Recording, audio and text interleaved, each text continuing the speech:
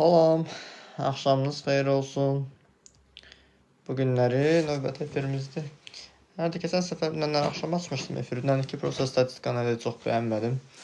Düşündüm ki, indi də açsam daha yaxşı olar. Buyurub bütün psixoloji suallarınızı verə bilərsiniz. Sizin narahat edən hansı məqamlar varsa. Bütün suallarınızı verə bilərsiniz və biz də sizin suallarınızı cavablayaq. Belə. Deyir səhv eləyəndə deyir içimdə deyir, daha deyir sərt bir səs danışır. Bu deyir səs mənimdir, yoxsa kimdənsə qalıb. Bax, belə bir şey deyim sənə. Keçən səfər bir seansda belə bir şey elədik ki, xanım düşünürdü ki, mən heç bacarmıram. Amma qayıdıb baxdıq ki, uşaqlıqda anasının səsi idi. Anası demişdi, sən heç bacarmazsan. Və bunda bu səs olduğuna görə o da özünün mən heç bacarmıram proqramındaydı. Biz qayıdıb onun özünün belə deyək də həmin o səsi susturandan sonra, həmin o proqramı dəyişdirəndən sonra xanımla o problemi keçdi getdi. Salam Zemmain. Axşamınız xeyir olsun. Burada qonşuda kimsə piano dərs alır. Maraqlı həmişə səs gəlir həmişə bu vaxtlar. Kimsə piano çalır indi. Elə xoşum gəlir ki, piano səsindən.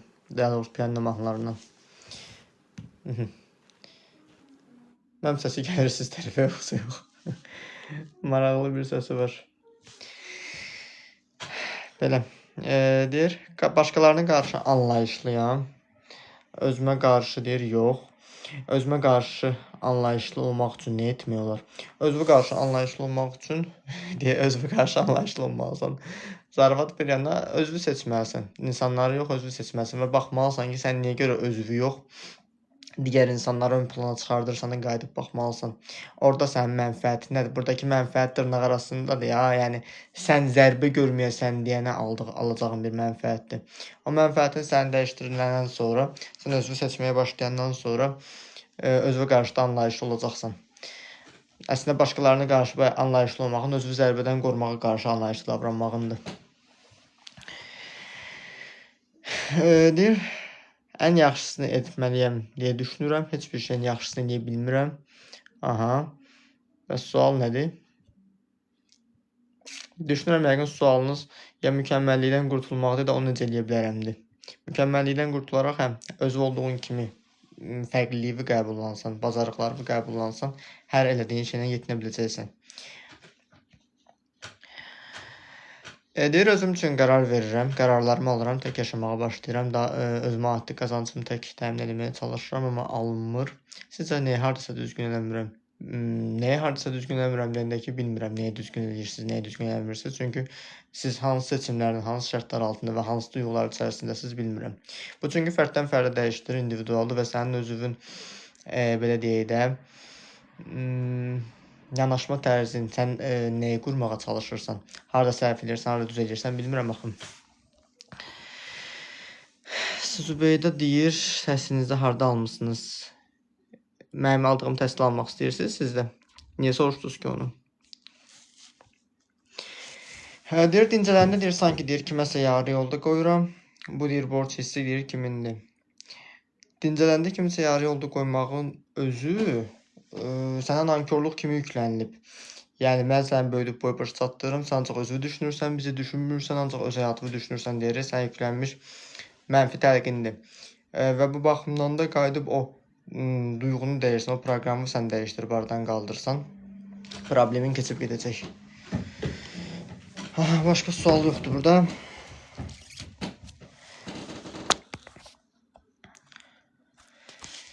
Ümumiyyətlə, psixoloqlar belə deyir ki, həkimə və terapevtdə fərq yoxdur, onun haqqında məlumat alın. Mənim haqqımda bütün məlumat mənim biografiyamda, Instagram səhifəsində, YouTube səhifəsində, nə bilim, Facebook səhifəsində, TikTok səhifəsində lazımlı məlumatlar var. Və zaten problemini mənim doğru tərcümə etdiyimi görən müştərin özü mənə yaxınlaşa bilər. Və belə deyək də, ümumiyyətlə, psixoloqlar deyirsiniz, həm də psixoloqların özünü araşdırmışsınız, bəs. Belə.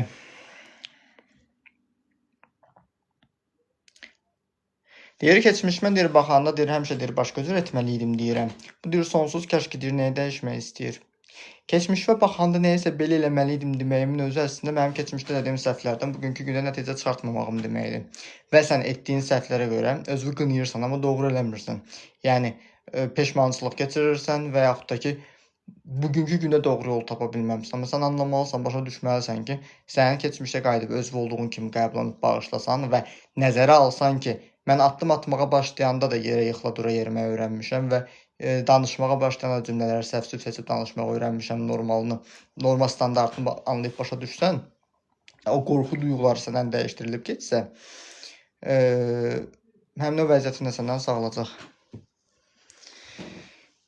Demək, aha, niyə də yox, təhsildir də məxfi bir məlumat deyil ki. Siz əgər yazılmaq istəyirsinizsə, siz buyurub bizə müraciət edərsiniz, biz sizə lazımlı məlumatları verərik. Yəni burada o söhbəti niyə uzadırsınız ki? Yəni boş bekarçılıqdan eləyirsiniz, nədən eləyirsiniz bilmirəm, amma ki, mən özümə kiməsə sübut eləməyə ehtiyacı duymuram. Kimin xoşudur? Yəni kim özünü görür, kim özünü belə deyim də etibar eləmək istəyirsə müraciət eləyir.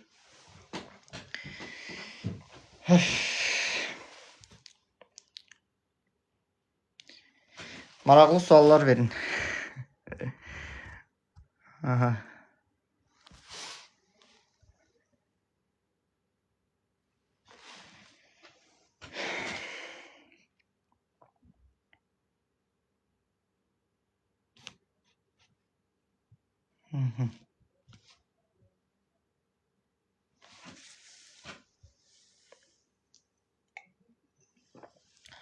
Xanım daha yazmadı, desən getdi araşdırmağa. Çünki çıxdı burada, görmürəm daha onu. Deyir, anam üzülməsin deyir, özümü deyir, sıxıram, valideyni deyir, qorumaq deyir, uşağın deyir, işi ola bilərmi? Valideyni qorumaq uşağın işi deyil, amma uşağı qorumaq valideynin işi də yox, məsuliyyətidir. Yəni ki, valideyn gör nə qədər çarəsizdir ki, yəni özünü qoruya bilmir. O belə deyək də seçənəyi özündə görə bilmir, amma uşaq onu görə bilir. Bu valideynin gör nə qədər çarəsizlikdir ki, uşağı yükləyir öz məsuliyyətini və bir yerdən sonra uşaq valideyninə başlayır analıq, atalıq eləməyə. Doğrudurmu? Yox, doğru deyil. Ona görə bu bir yerdən sonra onun özünün həyat məsuliyyətlərini almağına mane olacaq. Bu baxımdan da sən qayıdıb, yəni anam üzülməsin deyə, anamın xoşbəxt etməyə sənin vəzifən deyil. Anan öz şüuraltısında özünün belə deyim də, onun güzgüləyən bir insanla, bir bəylə ailə qurubsa, o da onun öz travmalarla bağlı olan bir seçimdir, səninlə yox. Və hə, sənə görə günahkar yüklənilibsə də boş şeylərdir. Deyir, efirdə yenə uğurlu günlər. Xoş gəlmisən. Necəsən? Sənin də uğurlu günlər diləyirəm mən də.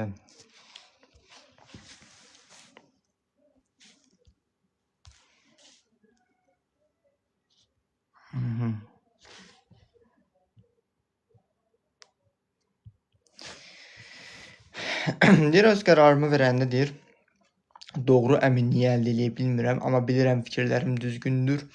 Doğru yolu deyir, tapa bilmirəm. Doğru yol tapa bilmirəm, yoxsa sən öz verdiyin qərarın sübutunu axtarırsan ki, mən düzgün qərar vermişəm. Sizcə oradakı valideynləri eləyirsən yəqin ki, deyə düşünürəm və bu baxımdan doğru eləmirsən, nahaq eləyirsən. Onlar sənin etdiyin şeydən deməyək də, sənin verəcəyin qərardan səni dəyərsiz hiss etdiriblər ki, sən doğru bacarmazsan, uşaq bacarmaz, uşaq bilməzsən, belə elə. Ona görə də sən özü verəcəyin qərarı şübhə eləyirsən. Sizi gördük, yaxşı olduq.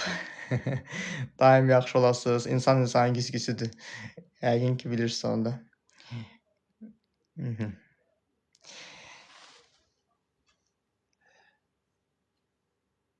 Nə? Ailəmin yaşamadığı həyatı yaşayıram deyə günahkaram. Bu günah hissi kimindir?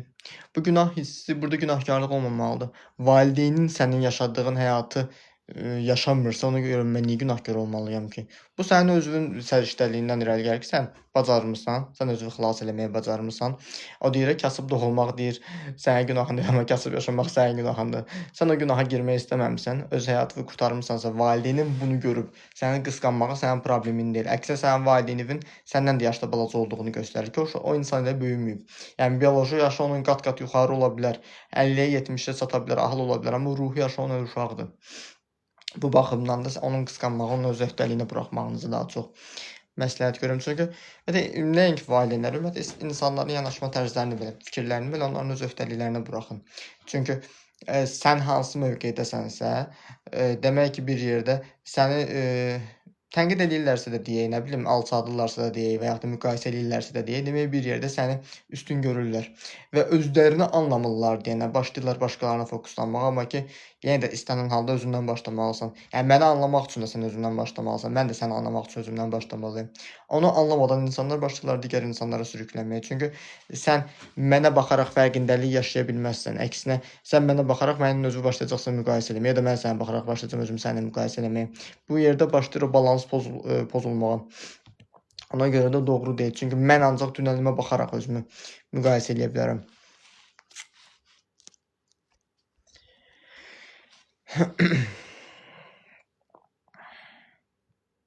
Deyir, öz ehtiyacımı deyəndə ailə sistemi pozacaqmış kimi gəlir. Sistem məni udurmu? Sistem məni udur. Nə mənada? Yəni qalib gəlir, yoxsa qara dəliyə sürüklənirsiniz mənasında deyirsiniz. Yəni öz ehtiyacımı deyəndə, yəni sənin ehtiyacını ehtiyac kimi görüb ciddi yanaşsan, yəni onda sənə heç kim mane olmayacaq. Yəni mən bilirəmsə ki, mən acam, mən yemək yeməliyəm, kimsə mənə durub pis niyə baxmalıdır ki, mən təbii ehtiyacımı qarşılayıram da. Yəni söhbət ondan gedir və sən ona görə qınanılmağın özü sənin o demək yemək yeməməlisən. Yəni belə baxaq da, yəni onu yeməklə müqayisə ona görə elədim ki, sən həmin o vəziyyətə çox ciddi yanaşasan. Çünki yəni sən özünü onlara sübut eləməyə çalışdıqca, sən yemək yeməkdən belə imtina edə bilərsən ki, elə də vəziyyətlər var. Qayıdır özünü oğlanı sevdiyinə də oğlan qızı sevdiyini izah eləməkdən ötürü başlayır şey eləməyə, yemək içməyi buraxmağa, ki, mən ona görə fikir eləyirəm, yemək yemirəm, belə eləmirəm. Budur da, yəni sən onu niyə eləyirsən ki? Hətta bir xanım onu eləmişdi, Türkiyədə modelyer xanım idi də, moda verilişinə çıxdığını bilirəm, daha bilməm nə işlə məşğul idi. Çox yaxından araşdırmamışam.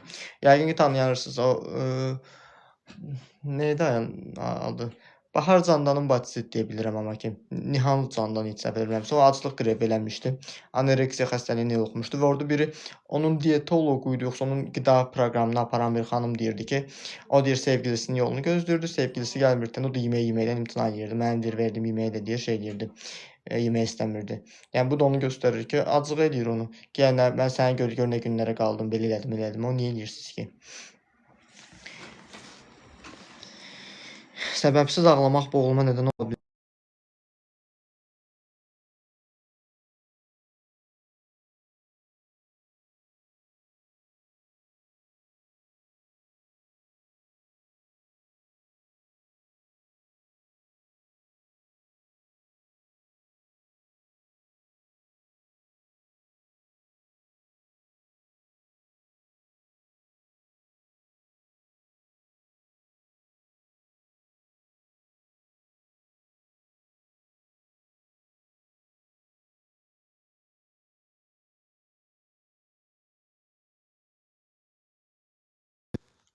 Aha. Demək, xanımın sualını cavablayacaqdım. Bilməm, xanım idi, bəy idi. Uzer soruşurdu.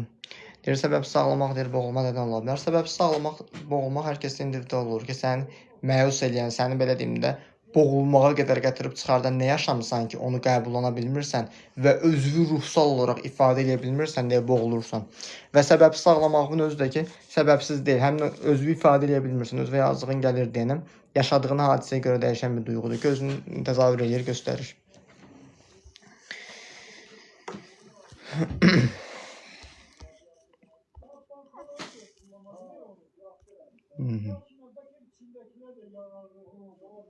Dəqiqə.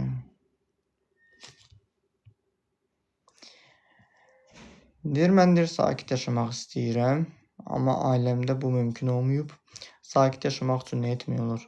Sakit yaşamaq üçün həmin o sakit olmayan ailəndən birinci ayrılmalısan və onlardan aldığın səs-küyləri beynindən də çıxartmalısan. Yəni deyir, qulağında deyir, səsi qalıb qulağında deyir, elə deyir, o toy mahnısı deyir, oynayır. O oynayan mahnı, o oynayan səs-küyü də xaric eləməlisən və sənə görə sakitçilik nədirsə, özündə hansı sakitçilikdən nəyə nəzərdə tutaraq onu tənzimləmək istəyirsənsə, heç nə, onu öz həyatına başlasan qurmağa. Yəni öyrənilə bilər.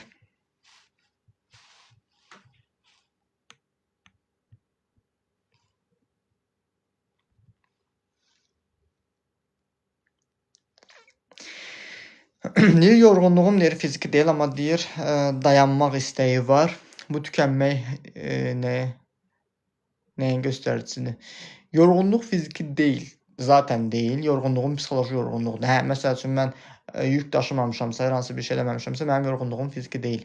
Yəni belə deyək də, sən yatırsan, durursan, sənin ağrıların keçmir və yaxud da nə bilim, elə bilirsən neçə illərin yükünü qaldırmısan. Bu sən neçə illərin yükünü psixoloji olaraq ifadə eləmədən basdırmağındır. Və bir yerdən sonra sən mən özünü xoşbəxt göstərməyə çalışmağın, özünü güclü göstərməyə çalışmağın, nə bilim, bunlar sənin bir yerdə özün olmadığına görə başlayır səni tükəndirməyə. Ona görə də sən qayıdıb nəyə basdırmısansa, psixoloji yorğunluğu aradan qaldırmaqdan ötürü psixoloji özünü xilas eləməlisən. Deyir, həyat davam eləyir. Mən isə deyir, sadəcə yerinə yetirirəm. Yaşamaqla icra etmək arasındakı fərq nədir? Yaşamaqla icra etmək arasındakı fərq, sən yaşamaq üçün icra etdiyin şeylər var, o bir. İkincisi də ki, sən burada özün nəyə nəzərdə tutursun, onu bilmirəm. Amma ki, fərq istənilən halda aşağı-yuxarı var.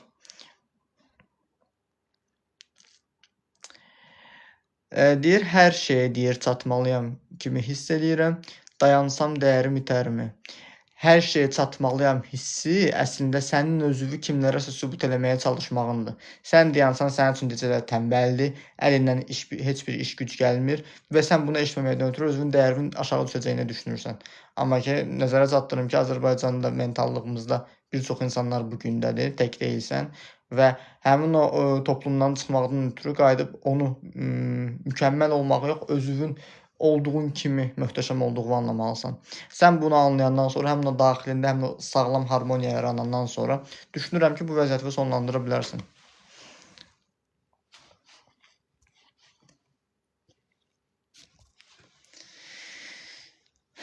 Deyir, özüm üçün deyir, nəsə eləyəndə vicdan əzabı çəkdim.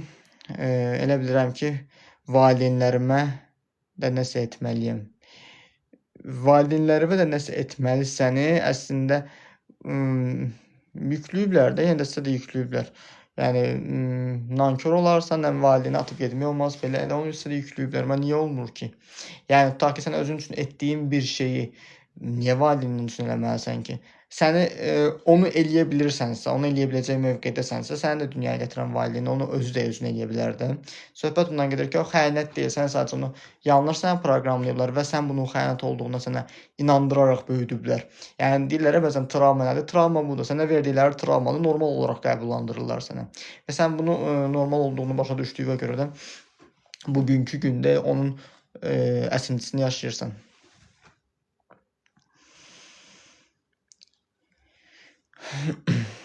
Nə əcəb suallar vermirsiniz?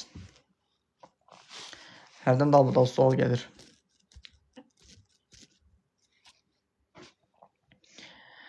Aha, sual gəldi. Sual deyən kimi sual gəldi.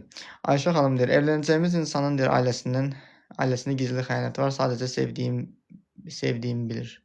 Deyək, evlənəcəyiniz insanın ailəsində gizli xəyanət, ailəsində, yəni sən qaynana qaynatavı nəzərdə tutursansa, onun sənə nə kimi problem ola biləcəyini düşünürsən ki?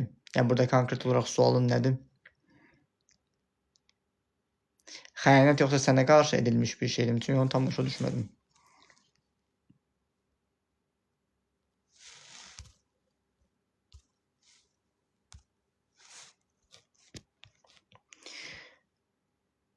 İşləməsən boşluq gəlir, boşluqda qalmaq niyə çətindir? Çünki özünüzü qəbullanmırsınız, tək qaldıqda bastırdığınız düşüncələriniz, duyğularınız özünü başlayır. Mən də buradayım, mənə də vaxt ayır deyir, özünü göstərmə deyir. Nə vaxta qədər bastıracaqsan məni? Sən deyirsən ki, yox, qoy mən sizi yenə bastırmaq istəyirəm, yenə başlayırsan işləməyə. Yəni ki, işləməklə problem həll olunmur. İşləməklə sən özünü yorursan deyə duyğu yaşamaq üçün də bir şansın qalmır. Yəni, indi üzr istəyirəm, belə deyək də, sən tam fiziki olaraq çox yorğunsansa, sən cinsəlliyi yaşaya bilərsən? Yox. Bu baxımdan da o duyğunu yaşaya bilməyəcəyinə görə sən digər duyğuları da yaşaya bilmirsən. Və bu baxımdan da sən əslində öz boşluğunda qalarkən hansı boşluğa düşürsənsə ona baxmalısan. Səndə duyğusal boşluq var, özünlə tək baş-başa qalanda o boşluğun içində boğulursan. Yox, elə bil ki, sevdiyim bilir ki, anası xəyanət eləyir, amma bunu gizlədir, hələ açmayıb, sadəcə gələcəyinizə təsir edə bilər, ailələr arasında ya da bizə. Əslində təsir eləməyi sizdən asılıdır. Sizdən də çox şey asılıdır ki, yəni sizin o nəyinizə lazımdır. İkincisi, əgər yox deyirsinizsə ki, yox, mənim xoşum gəlmir elə vəziyyətlərdən və yaxud da yoldaşınız təsirlənirsə, yoldaşınızın təsirlənməyə də təsir eləyirsə, yoldaşınızla danışın. Yəni həmin zatən belə deyək də, bax, keçən səfər bir xanım deyirdi ki, 25 yaş vardı xanımın, deyirdi ki, mənim anam deyir boşanıb, yenidən evlənmək istəyir, həyatında bir adam var, istəmirəm deyir evlənsinlər. Evlənsələr deyir, həmin o kişi ilə deyir, ondan eləyəcəklər. Yəni sual məntiqsiz idi. Yəni belə bir çıxmasın, səninlə də ondan eləyiblər ki, dünyaya gəlmisən də. Bu baxımdan, yəni nə bilim, tam olaraq o xanımın vurğulamaq istədiyiniz xanımın həyat yaşantısını tam olaraq bilmirəm də nə deyəcəyimi bilmirəm. Biri var ki, xəyanət eləyir, evlidir, ərinə xəyanət eləyirsə, onun özünün problemidir. Yəni özünün problemini özü dərk eləməlidir ki, mən niyə görə xəyanət eləyirəm? Mən niyə görə ona ehtiyac duyuram? Mən niyə görə istədiyimi tapa bilmirəm? Söhbət ondan gedir və o xanımı məncə siz çox qarışmayın elə məsələlərə, çünki sizdə partlaya bilər o şey. Ona görə doğru olmaz. Deyir, çox sağ olun. Siz də sağ olun.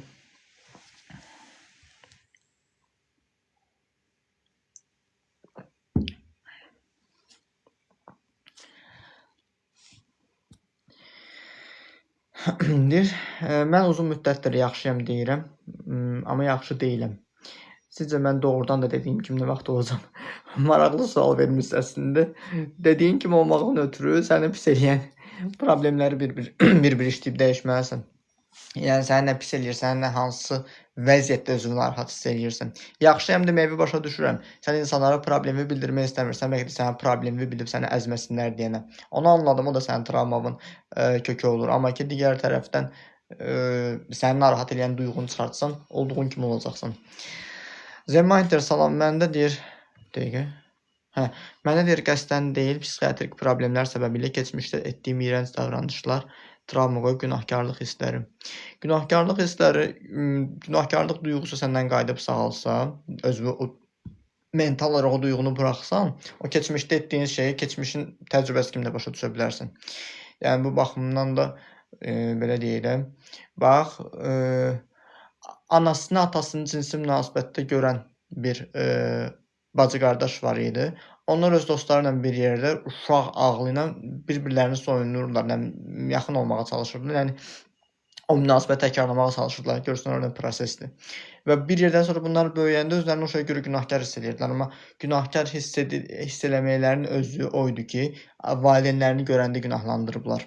Bu bir. İkinci məqamdakı odur ki, onu həmin o valideynlərini gördükləri anda yaşadıkları prosesin nə olduğunu anlamadan yoxlamaq üçün, təcrübə yaşamaq üçün ona elədiklərinə görə qayıdıb özlərini bağışlaya bilərlər. Çünki onlar o prosesi anlamayıblar. Uşaqdır da, uşaq gördüyünü həyata keçirtmək istəyib. O da keçmişin bir təcrübəsidir və sən onu bağışlayandan sonra sənin bugünkü günü və günahkarlıq kimi hər hansısa bir şey kimi təsirləmir. Belə deyim, sosial normalara uyğun olmayan davranışlar etmişdim. Çünki beynim xaosidir. Sosial normaları sən eləmə də, sosial normalar əslində bizim mentalitetdir. Yəni bizim mentalitetin də o sosial normaları, sosial norma adı altında bizə anormal şeylər də yükləyirlər axı. Amma nəzərə almalısan ki, sən keçmişdə dediyin şeylər sənin, bilmirəm neçə yaşın var, xanımsan, bəysən, bilmirəm. Yəni keçmişdə dediyin şey əgər lap gəncliyində ya da lap uşaqlığındadırsa, bilməmisən, təcrübə yaşamısan və indi hal-hazırda elədiyin səhvi təkrarlayırsan, yox. Amma elədiyin səhvin problemi səni narahat edirsə, elədiyin səhv qayıb, günahkarlığı dəyişməlisən.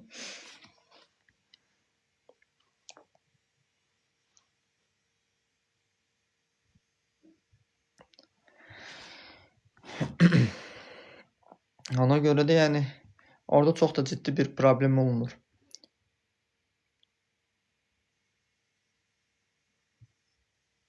Siz əslində günahkar hiss etdirilmisiniz. 2-3 ildir təkrarlanmır, dərman qəbulundan sonra amma impulsiv iyrənc davranışlar idi, zərərli. Nə kimi davranışlar nəzərdə tutursunuz? Yəni onsuz fake profilsiz, yəni nəinki mən bir çox insan sizə burada tanımır. Yəni onu rahatlıqla vurğulaya bilərsiniz.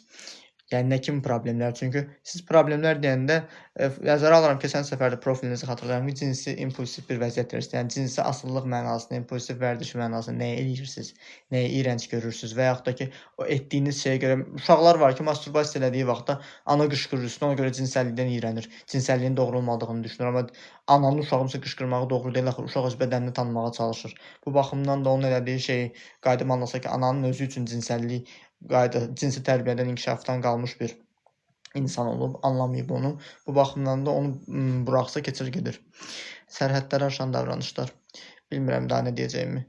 Yəni mənə görə sərhədləri aşan davranışlar, yəni Ən ağırları gəlir ağlıma ki, o da heç ağır deyil mənə görə.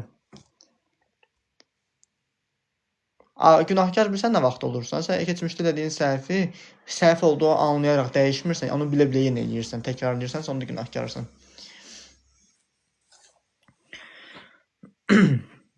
Deyir, sevdiyim insan deyir, zəifləyəndə hörmətim azalır. Bu hiss deyir, hardan çıxır?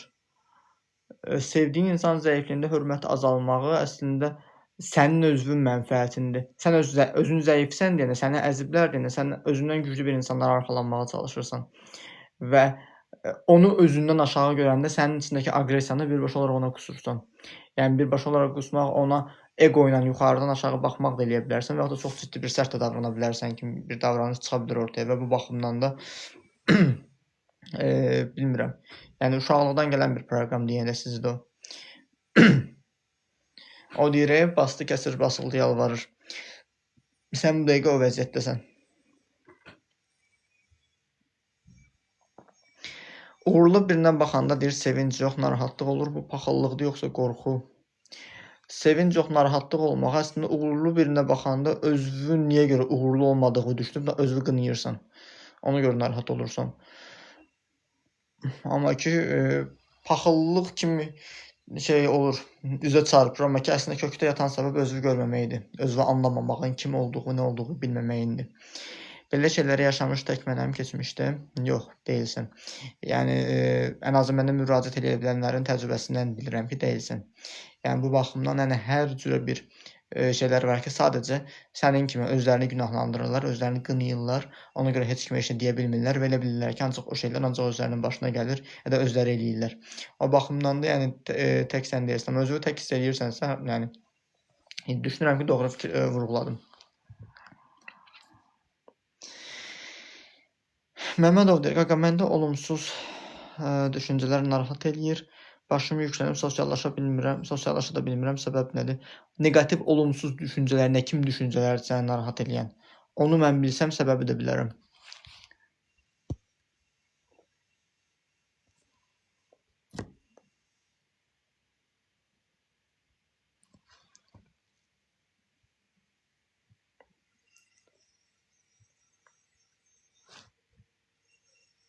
Çünki söhbət bir səndən gedir. Tək siz yox, bir çox insan sualı yazır, amma sualı yazanda tam doğru vurğulamadığına görə mən tam yanlış bir cavab vermək istəmirəm. Məsələn üçün, sən deyirsən, mən acımışam, amma mən sənə yeməyi təklif eləyəcəyimi bilmirəm. Çünki sən nə istəyirsən bilmirəm. Sən özündə nəyi necə görürsən bilmirəm.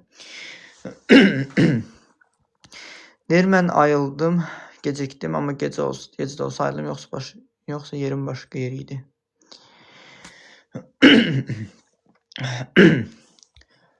Bəyənilmərəm deyə düşüncələrdir. Bəyənilmərəm deyə düşüncəsi əslində bəyənilməməkdən qorxmağın özü, olduğun kimi qəbul olunmamağın da özü, olduğun kimi qəbullanmırsan ona görə. Özü olduğun kimi qəbullansan, problemin keçib gedir. Özü olduğun kimi qəbullanmağa olan, mane olan duyğular nədir? O hamıda fərqlidir. Ən azı bir mütəxəssis görüşü almalısınız. Çünki vurğuladığınız problem əslində çox ciddi bir problem olur ki, bir yerdə sosial mühitdə sosial fobiyaya qədər gətirib çıxarda bilir o şeylərin özü. Və bu baxımdan da nə bilim, seçim sizindir.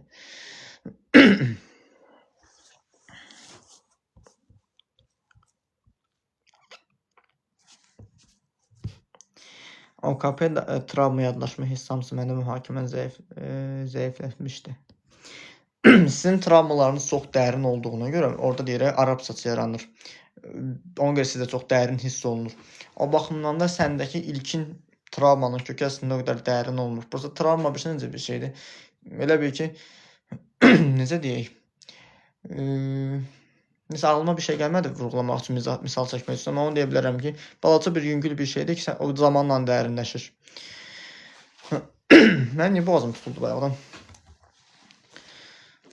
Dayanmadan danışanda bir şey olur. Deyir, salam Sənan bəy, dünən mədə ağrısından narahat idim. Salam Tuna xanım, yeməyi istəməyə yeməkdən olarmı? Ola bilər. Yeməyi istəməyə yeyəndə baxmalısan, ya ac deyilsən, səni kimsə məcbur yeyib, dadına bax bunu deyər, yəni idizdiribsən, ya da ki, bilmirəm, ayıb olmasın deyə getdiyin yerdə yemək yemirsənsə, da özünə xəyanət eləmirsən, ac olmadığın halda özünə işgəncə vermirsən, bədən də səndən qisas alır. O baxımdan da, Məsəl üçün mən sevmirəm, yəni tək demirəm mən hamıda elədir. Yəni demirəm şeydir, təkcə sizdə elə olur. Məsəl üçün mən elə adam olur ki, mənim qohumlarımda da olsun ya da bir çox yerdə olsun ki, "A, filan şey yemək yeyirsən?" deyirsən, "Yox, yemək istəmirəm." Deyir ki, "Niyə?" Yəni niyə? O niyənin cavabı nə ola bilər? Yəni mənə bir açıqlayın, nə ola bilər? Ac deyiləm, demək mən əvvəl yemək yemişəm. Amma onu sən əgər özünü doğru sərhədini çəkə bilmirsənsə, onun xətrinə dəyməmək üçün onu yox deyə bilmirsən. Yox deməyi bacarmamaq olur o. Salam Günel xanım. Xoş gəlmisiniz. Hamilə olduğuma görə, üzr istəyirəm uşağın çəkisinə görə. Hamilə olduğuma görə məndən niyə üzr istəyirsən ki? Bax, sən əslində özü olduğun kimi qəbullanmırsan. Hamiləlik təbii bir prosesdir. Yəni ona qalsa məni də bir ana dünyaya gətirib. Mən də buna görə kimdənsə üzr istəməli deyiləm ki, mənim anam hamilə olub. Yəni onun özü belə sizin özünüzün qadınlığınızın qəbullanmamağınızın göstəricisidir. Bu baxımdan da ona görə kimdənsə üzr istəməli deyilsiniz. Deyir, məcbur yeyirəm. Hamilə olduğuma görə. Hə, hamilə olduğuma görə məcbur yeyirəm. Sən niyə görə belə deyim də, bətnindəki körpəyə sevərək yanaşmırsan? Söhbət ondan gedir. Necə ki, bipolyar pozuntuda, maniyada riskli davranışlar olur, buna bənzər bir şeydir. Ola bilər, şeydə, obsessiv pozuntuda o da. Yəqin, bilirsən necədir? Səndə demək, müəyyən bir hadisəni yaşayandan sonra həmin o travman tətiklənir. Ona görə sən o bipolyar pozuntu kimi yarım. Normal vaxtda çox yəqin o şey baş vermir səndə. Günel xanım deyir, uşaq vaxtdan gecə və ya gündüz qonaq getdiyim evdə yuxum gəlir, evə gəlirəm, düzəlir. Ola bilər qonaq getdiyiniz evdə valideyniniz sizi çox tənbih eləyib ki, qonaq getdiyin yerdə çox danışma, çox atlanıb düşmə, yemək yemə, belə eləmə, elə eləmə, səni görməmiş kimi görməsinlər, belə eləmə, elə eləmə və sən ona görə sənin azadlığını, fikrini, ruhunu məhdudiyyət qoyduğuna görə sən qonaq gedəndə sənin ruhun özünü söndürür, yuxuya ehtiyac duyur ki, vəziyyətdən qaçsın, vəziyyətdən özünü xilas eləsin. Bu baxımdan belə ola bilər. Ağlıma sadəcə bu gəldi. Belə düşünürəm. Səidə xanım gülür.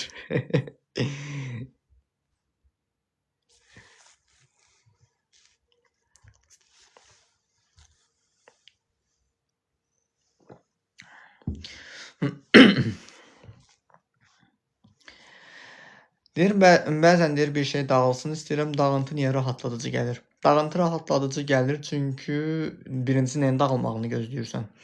Ailəvin dağılmağını gözləyirsənsə, yəqin ki, istədiyin kimi münasibəti sürdürə bilmirsən deyə də ola bilər. Sualdan, sizin verdiyiniz sualda mən burada nə qədər cavab verə bilərəm? Bir 10-15 dənə cavab verə bilərəm, amma ki, hansı cavab sizə lazımdır, onu bilmirəm deyə. Nə deyəcəyimi tam bilmirəm. Deyir, Sənan bəy, gün boyu əsnəməyə nədən olur, amma yuxu yoxdur. Bunu bəzi adamların yanında söz deyicilər sizə cavab eləyiblər, belə eləyiblər, elə eləyiblər, amma ki, bilmirəm. Bəlkə haqlılıq payları da ola bilər. O barədə çox dərin məlumatım yoxdur. Amma belə deyə bilərəm ki, gün ərzində sənin yuxun gəlməyinin özü gecə bəyəm normal yuxu yatmırsınızsa ola bilər. Gecə yuxunuz normal deyilsə və ya da gecə boğulma keçirirsinizsə, duyğularınız sizi boğursa, sıxırsa, yuxunuza mane olursa ola bilər. Əsasında gecələr oyaq qalıb səhərə həyat məqsədləri ilə, həyatında məqsəd yoxdur. Yəni nə edəcəyini bilmir, həyatından zövq alacağı bir, tutunacağı bir yeri yoxdur. Yəni deyirəm, olsa mən deyir gecə dursam bunlar, olsa yuxulu, yəni bədən özünü atır bilirsən hara? Allah umudunu atır da, özünü təhlükəsizlik rejiminə deyək. Yuxu çünki istənilən halda bəzi insanların qaçış metodudur. Məsuliyyət, empatiya, öz bədənimi belə hiss etmirdim, yuxu kimi gəlirdi hər şey. Əslində dissosiativ pozuntuya bənzəyir. 0-10 yaş arası yaranan travmalar 1-2 seansa şəfalandırmaq olur. Baxır travmaya. Şəfalandırmaq olur, amma travmanın dərinliyi çox dərinsə 1-2 seansa yox. Yəni 4-5 seansa qədər ola bilər. Amma ki, şəfalandırmaq olur. Hə demirəm, heç kimə deyən kimi deyirlər ağırlığı var üstündə. Elə ağlıma gəldi, bizim Azərbaycana deyirlər, sənə cadu eləyiblər, filan kəsin göz dəydirdi, sən nə deyirlər. Göznəzər demişkən, belə deyim də ki, sən göznəzər, sənə kimsə sənə gözə nəzərə gətirir deyirlərsə əgər, səndə o duyğu varsa, sənə gözə nəzərə gətirən, səni nəfsə salan insanları özünə həyatıva çəkirsən ki, səndə o duyğu var. Amma o duyğu səndən təmizlənsə, niyə görə insanları həyatıva çəkəsən ki? Yəni bilirsən nədən? Mənim bir tanıdığım adam var, yəni ailəyə yaxın bir adamdır da. Həmişə biz evdən çıxıb gedəndə deyirdi ki, taksini deyir, taksiyə deyir, mənə deyir, taksiyə deyir, minəndə qapının ağzına minmə. Şokla, təəccüblə baxırdım ki, bu niyə elə deyir? Deyir, görərlər ki, sən evdən gedirsən, sonra səni düşürəndən sonra evə qayıdarlar. Və baxıram ki, nə məntiqdir o. Bəyəm, o düşünə bilməz ki, evdə başqa adam var. Deyir, beyni oksigen düzgün getməyində də ola bilər. Məndə də var, düzəltdim. Hə, bax, Güney xanımın dediyi də doğrudur. Beyni oksigen düzgün getməyində də olur. Çünki hamilə xanımlar istənilən halda bax, indiki havanın özü şeydir. Qış havasıdır, sakit bir havadır, sərin havadır və bu havanın özü belə çox xeyirdir. Ona görə də o havadan da yararlana bilərsiniz. Səhv eləmirəmsə, Tuna xanım deyirdi ki, yayda belə qum üzərində gəzərək negativliklərdən arındırırdı sözünüz. Yəni, bunu da yayda elədiyiniz şeyi qışda da belə əvəz eləyə bilərsiniz. O da sizə kömək edə bilər. Nə bilim, ən gözəl sevdiyim metodu olur ki, şeydir, bayıra çıxırsan, nə bilim, ağacların altında, nə bilim, əllərini qoyursun ağacın, nə bilim, alnını yerləşdirsən ağacı, təbiətin enerjisini hiss etməyə çalışırsan. Gözləri yumaraq onu hiss eləyərək duymağa çalışırsan. Bu, inan ki, necə deyim, yəni mənə elə təsir edir, başqalarına mənimizə təsir edir, mənə yəni xoş təsir edir. Yayda da onu tamamilə başqa bir yerə səsləyirəm. Günəş şüası ilə. Deyir, boş şeylərdə inanmıram nəzərə. Super. Ra yazır, salam, ürəyim sıxılır, xərçəngə.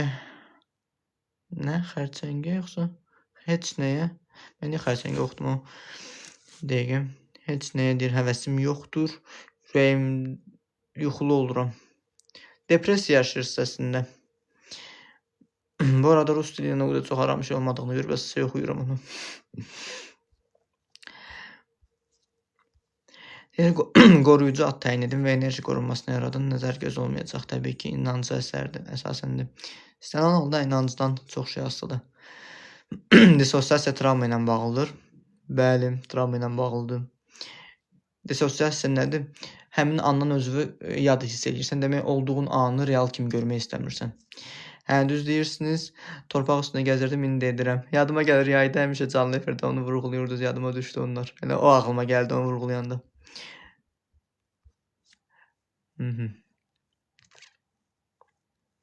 Negativliklərdən arınmaq üçün, məsəl üçün, bizim nənə babalarımız həmişə sirkəli su ilə çimmək edirlər ki, onların özü belə çox xeyir eləyə bilir. Hə, dərindən sənin travmavı dəyişmir təbii ki.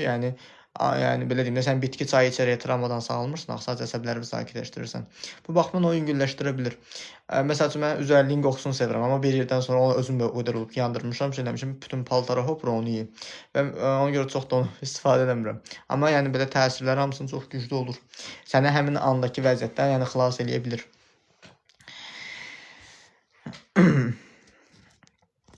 Travma təşviş pozuntularına da bənzəyir. Təşviş pozuntusu travmada əslində. Travmadan yaranır. Yaşadığın travmada sən özünü idarə edə bilmirsən və yenidən o travmanın təkrarlanmağından qorxursan ki, gələcək qayğısına belə addım ata bilir. Müalicə alıram, xeyri yoxdur. Doğru müalicəni almırsınız yəqin ki, və yaxud da sizi müalicə eləyən sizin bədən ritminizi tuta bilməyibdir, sizin doğru müalicə eləyə bilmir.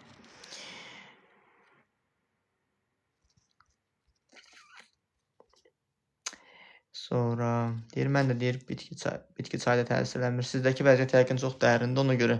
Bitki çayı dərindən təsirlənmir ki, sadəcə sənin sinir sistemi, nevroloji sistemi biraz rahatladır. Belə dəqiqə. Üzr istəyirəm, bunu görmədim burada.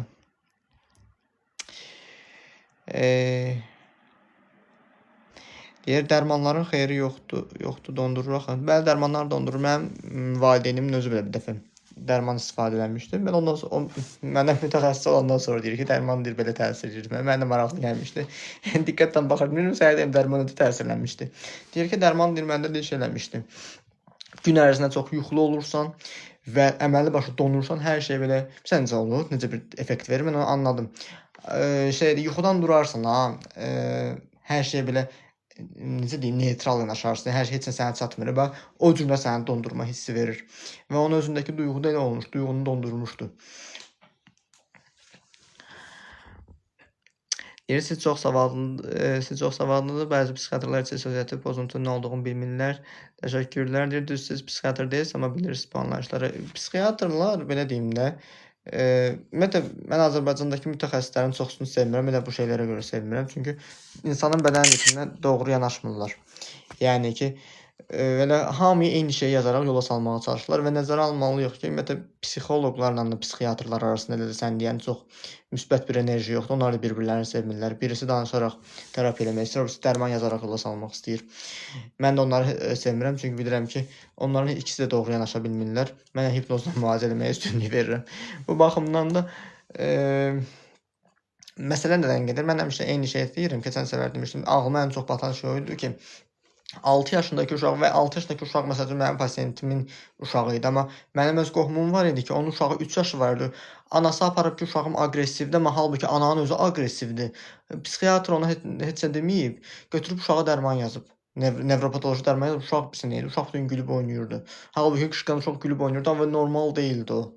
Normal vəziyyət deyildi və valideyn uşağının problemini görürdü, özündə problemi görmürdü və psixiatrın da savadı çatmadığına görə qayıdıb demirdi ki, ay xanım, sənin də özünün də problemin var. Uşaqlar valideyni təkrarlayırlar, onu demirdi. Dərman yazmaq uğruna onu şey eləyirdi. Lavinia deyir ki, uyuşturucu. Əslində uyuşturucudur da onun son tərkibləri. Şeydir, onların tərkibində hər hansı bir neçə milliqramcı narkotik var və bəzi insanlarda asıllıq yaradır onsuz da. Səndən və çox pis dərman qurtaran kimi yenə eyni hiss olurdu. Düzəlmirdim, ancaq yatırdım. Dərman əslində yatızdırır da, səni həm də müalicəvi sağaltmıraq, sənə deyir ki, get yat. Ama zaten sen belə də eləmək istəyirsən, deyirsən ki, problemim var, yatım durum düzələcək. Amma ki, yatıp durmaqla keçmir. Yatıp duranda insan böyüyür, inkişaf edir, amma o keçmir. İndi burada da maraqlı bir məqam var. Sən yatıp duranda böyüyür, inkişaf edirsən adam və sən yatıp durursan, problemi yatışdıranda daha da problemi dərinləşdirirsən əslində. Deyir, dərman yazanlar deyirsən, lan beyin yanına götürmək lazımdır. Heç mən onları özləri qəbul eləmirəm. Onlar, yəni neysə.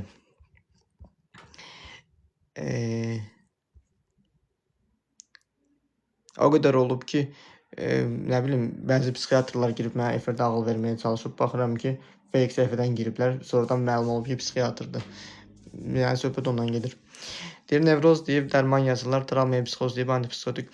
Hə, bax, sən nəyi var idi? Demək, bir xanımın 25 yaşı olanda, yəni hamilə insanlardan iraq, demək, uşağını düşürtmüşdü və uşağı düşən xəstəxanadan sonra qadının psixologiyası normal yerində idi. Qadında şizofreniya kimi bir vəziyyət yaranmışdı. Qadın heç kimi tanımırdı, qadın heç kimlə danışmırdı. Gedirdi, nə bilim, həyətdə, nə bilim, dəftərə yazırdı ki, mənim anam atam ölüb, hamı ölüb, mən təkəm, heç kimim yoxdur yazmışdı. Mən yetiməm yazmışdı. Və onu psixiatra aparmışlar. Psixiatr ona yüngül bir dərman yazmış. Demişdi ki, depressiv psixozu var. Yəni depressiv psixozu var, amma ki, onu araşdırmaq lazım idi ki, həmin xəstəxanada həmin o uşağının düşürtdüyü xəstəxanada zaten qadının psixoloji durumu düşür aşağıya. Həmin xəstəxanada başqa bir insan ölübmü? Eyni anda. Çünki qəfil ölümlərdə də ruh hara özünü vuracağını bilmir, ruhlar aləminə keçə bilmirdiyinə ilişir qalır burada və bu baxımdan onu araşdırmırlar. Çünki normal deyil də, normal yanaşma olmur. Yəni necə onu depressiv psixoz deyə bilərsən ki, depressiv oldu tutaq ki, hə, oturdu yaz saxladı. O niyə görə öz şəxsiyyətini unutmalıdır ki? Demək ki, onun özü və hətta mən keçən səfərlərdə bir xanımla seans edirəm. Xanımın mənə müraciət səbəbi o idi ki, mən deyir ki, özümü deyir qadın kimi hiss eləyə bilmirəm deyir. Nə oğlanlarla da nə sevgili ola bilmirəm, nə cinsel partnyorluqda ailə də qura bilmirəm, heç bir şey eləyə bilmirəm deyirdi. Oğlanlardan nifrət edirəm, qızlarla deyir nifrət edirəm. Qızın seansda, birinci seansda məlum oldu ki, qızın bədənində qardaşının ruhu var. Yəni anası ilk dəfə bu xanımı dünyaya gətirməmişdən qabaq oğlan uşağı düşüb bunun bədənində və ana ancaq oğlan uşağı doğanlara daha çox şey baxırlar axı. Əl üstünə tuturlar ki, təsdiqləyirlər özlərini və bu ananın özünü qız uşağı, oğlan uşağını düşürtdüyünə görə qınayıblar. Bu ana da bunun aqressiyasını qızına yükləyib və qızını uşaqlıqdan oğlan kimi böyütməyə çalışıb. Və onun da o ruhu qadının bədəninə keçmişini düzdür. Biz onda egzersiz seansları keçirtdik xanımla. Həmin o oğlanın hiss etdikləridir qızın hiss etdikləri. Çünki xanım deyir ki, mən deyir, bu mən deyiləm, nə deyir, bu mənim hissiyatım deyil. Və baxdım ki, doğrudan da o deyil. Yəni xanım onun öz də fərqində deyildi ki, onun ruhu ola bilər ki, sonra onu gördü ki, anası yüklüyüb. Yəni o anası qız özünü günahkar hiss etdiyinə görə özü icazə verib onun bədənində yaşamağa. Təbii ki, indi bunlar indi bəziləri üçün biraz necə deyək, şey faktlardır. Məsəl üçün bir dəfə mən bunu səsləndirəndə məni qınamışlar ki, elə şey olur, belə şey olur. Deyəm, yaxşı, bəs fala gedib inanırsınız. Nə belə eləyirsiniz, onda elə şeylər olurdu. Söhbət ondan gedir. Və bu baxımdan da, yəni Zemmayın sualından da gətirdim mən verdiyim cavabdakı. Yəni belə faktlar da olur. Sevgi deyir, salam. Mən səhər yuxudan çox narahat oyanıram. Heç nə yoxdur, hər şey yaxşıdır. Mən deyir pisəm, sanki ümidsizəm. Salam Sevgi xanım. Yuxudan narahat oyanmağınız əslində sizi narahat edən psixoloji durumunuzdur ki, onu müşahidə eləməlisiniz. Sizdə sizi narahat eləyən nədir? Və hər şey yaxşıdır ilə başlayan hər bir cümlə zaten sonda ammalarla, nə bilim, çünkilərlə, əgərlərlə bitir. Və bu baxımdan da sənin ümidsizliyin özü. Nəyə qarşı ümidsizsən? Depressiya yaşayırsan siz hal-hazırda. Uzer deyir, salam, necəsiz? Yaxşıyam Uzer, yaxşı olasınız. Siz necəsiz?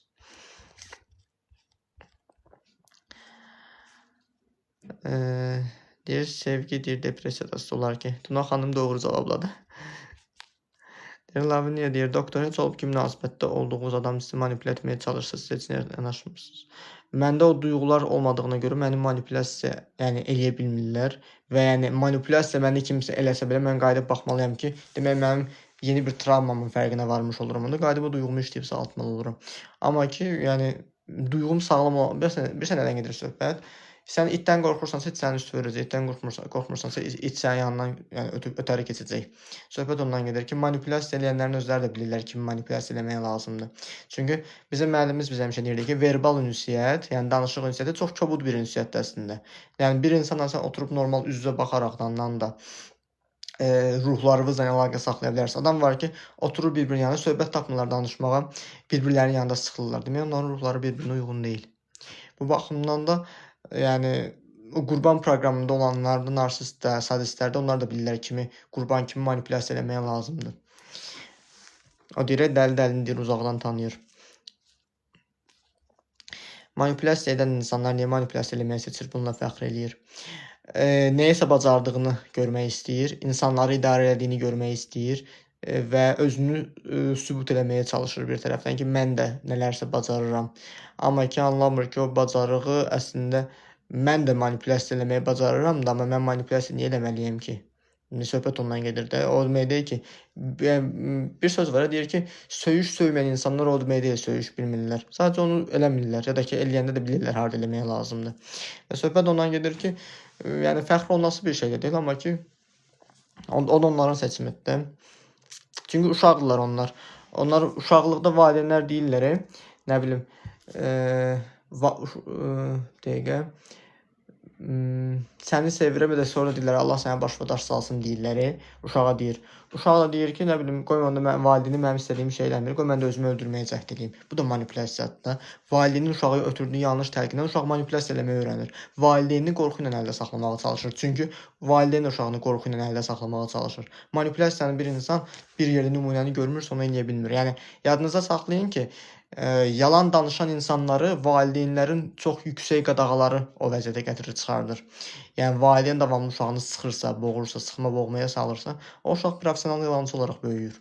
Və professional yalançılar, professional manipulyatorlar özləri də özlərini təsbit edə bilirlər. Yəni duyğu olaraq, mikromimik olaraq, ruhsal vəziyyət olaraq o frekansı, vibrasiyanı hiss edə bilirlər. Deyir, məndə depressiv psixoz deyirdilər, çünki bıçaq görəndə kimsə vurmaq hissi gəlirdi, sanki mən bir şey itələyirdi, ona doğru, təhlükəli ictimai hərəkətə doğru. Bilmirəm, egzorsiz seansına ehtiyacınız olmuş ola bilər.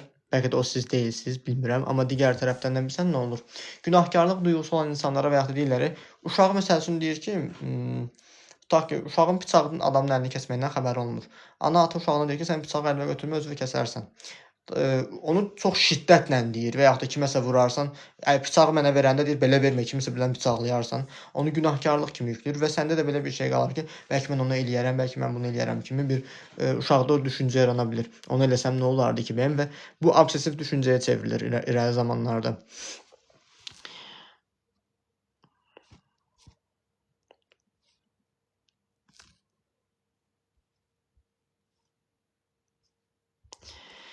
Güney xanım deyir, səhər oyanmaq, gecə yatmaq istəmirəm. D vitaminin çatışmazlığı var, bəs psixoloji olaraq səbəb nə ola bilər? D vitaminin çatışmazlığı varsa, düzdür, indi yay fəsli deyil, onu müəyyən bir şeylərlə qarşılaya bilərsiniz.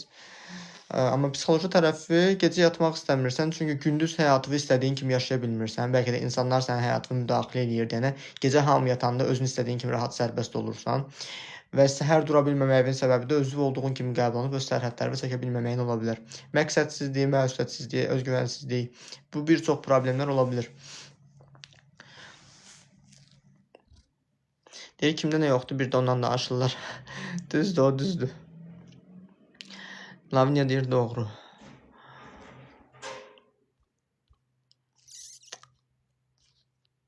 Uşaq vaxtı öldürməyə çalışıb öldürmədiyim birinə hazırda öldürmə hissim yoxdur. Səbəb bağışladım. Yox, bəlkə də onun səndən daha aciz bir vəziyyətdə olduğunu görmüsən və ona görə eqon yüksəlib onun qarşısında və onu əzik görmüsən. Çünki mən uşaqlıq sevgisi natamam qalmış bir xanım tanıyıram. Həmin o uşaqlıqda sevdiyi oğlanın bugünkü həyat vəziyyətini görür və xanımın özünün maddi cəhətdən çox yüksək bir şəraitdə yaşayır və onun mənəvi baxımdan, psixoloji baxımdan inkişaf eləmədiyini görüb, maddi baxımdan onun istədiyi kimi təmin edə bilməyəcəyini görüb və həmin onun sevgisi də orada bitib. Yəni həmin o əsas sevgi də olmur. Eşq acısına bənzər bir hal olur ki, o sağlam sevgi deyil. Amma o həsrətin onu israrla itələdiyi duyğu bitib. Maqnit enerjisi kimi bir enerjisidir ki, o bitib. Bu baxımdan da sizdə də eyni şey baş vermiş ola bilər.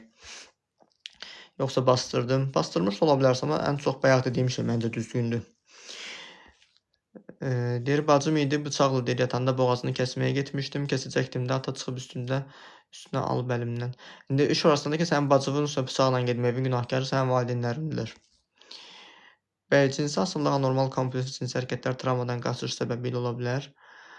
Travmadan qaçış səbəbi ilə olmağının özü ola bilər. Bax, belə ola bilər ki, bir bəy müraciət eləmişdi. Deyəsən onu vurğulamışdım burada. Mən ən çox ağlımda qalan o olub. Düz ondan başqaları da olub, amma ağlımdan qalan odur. Demək,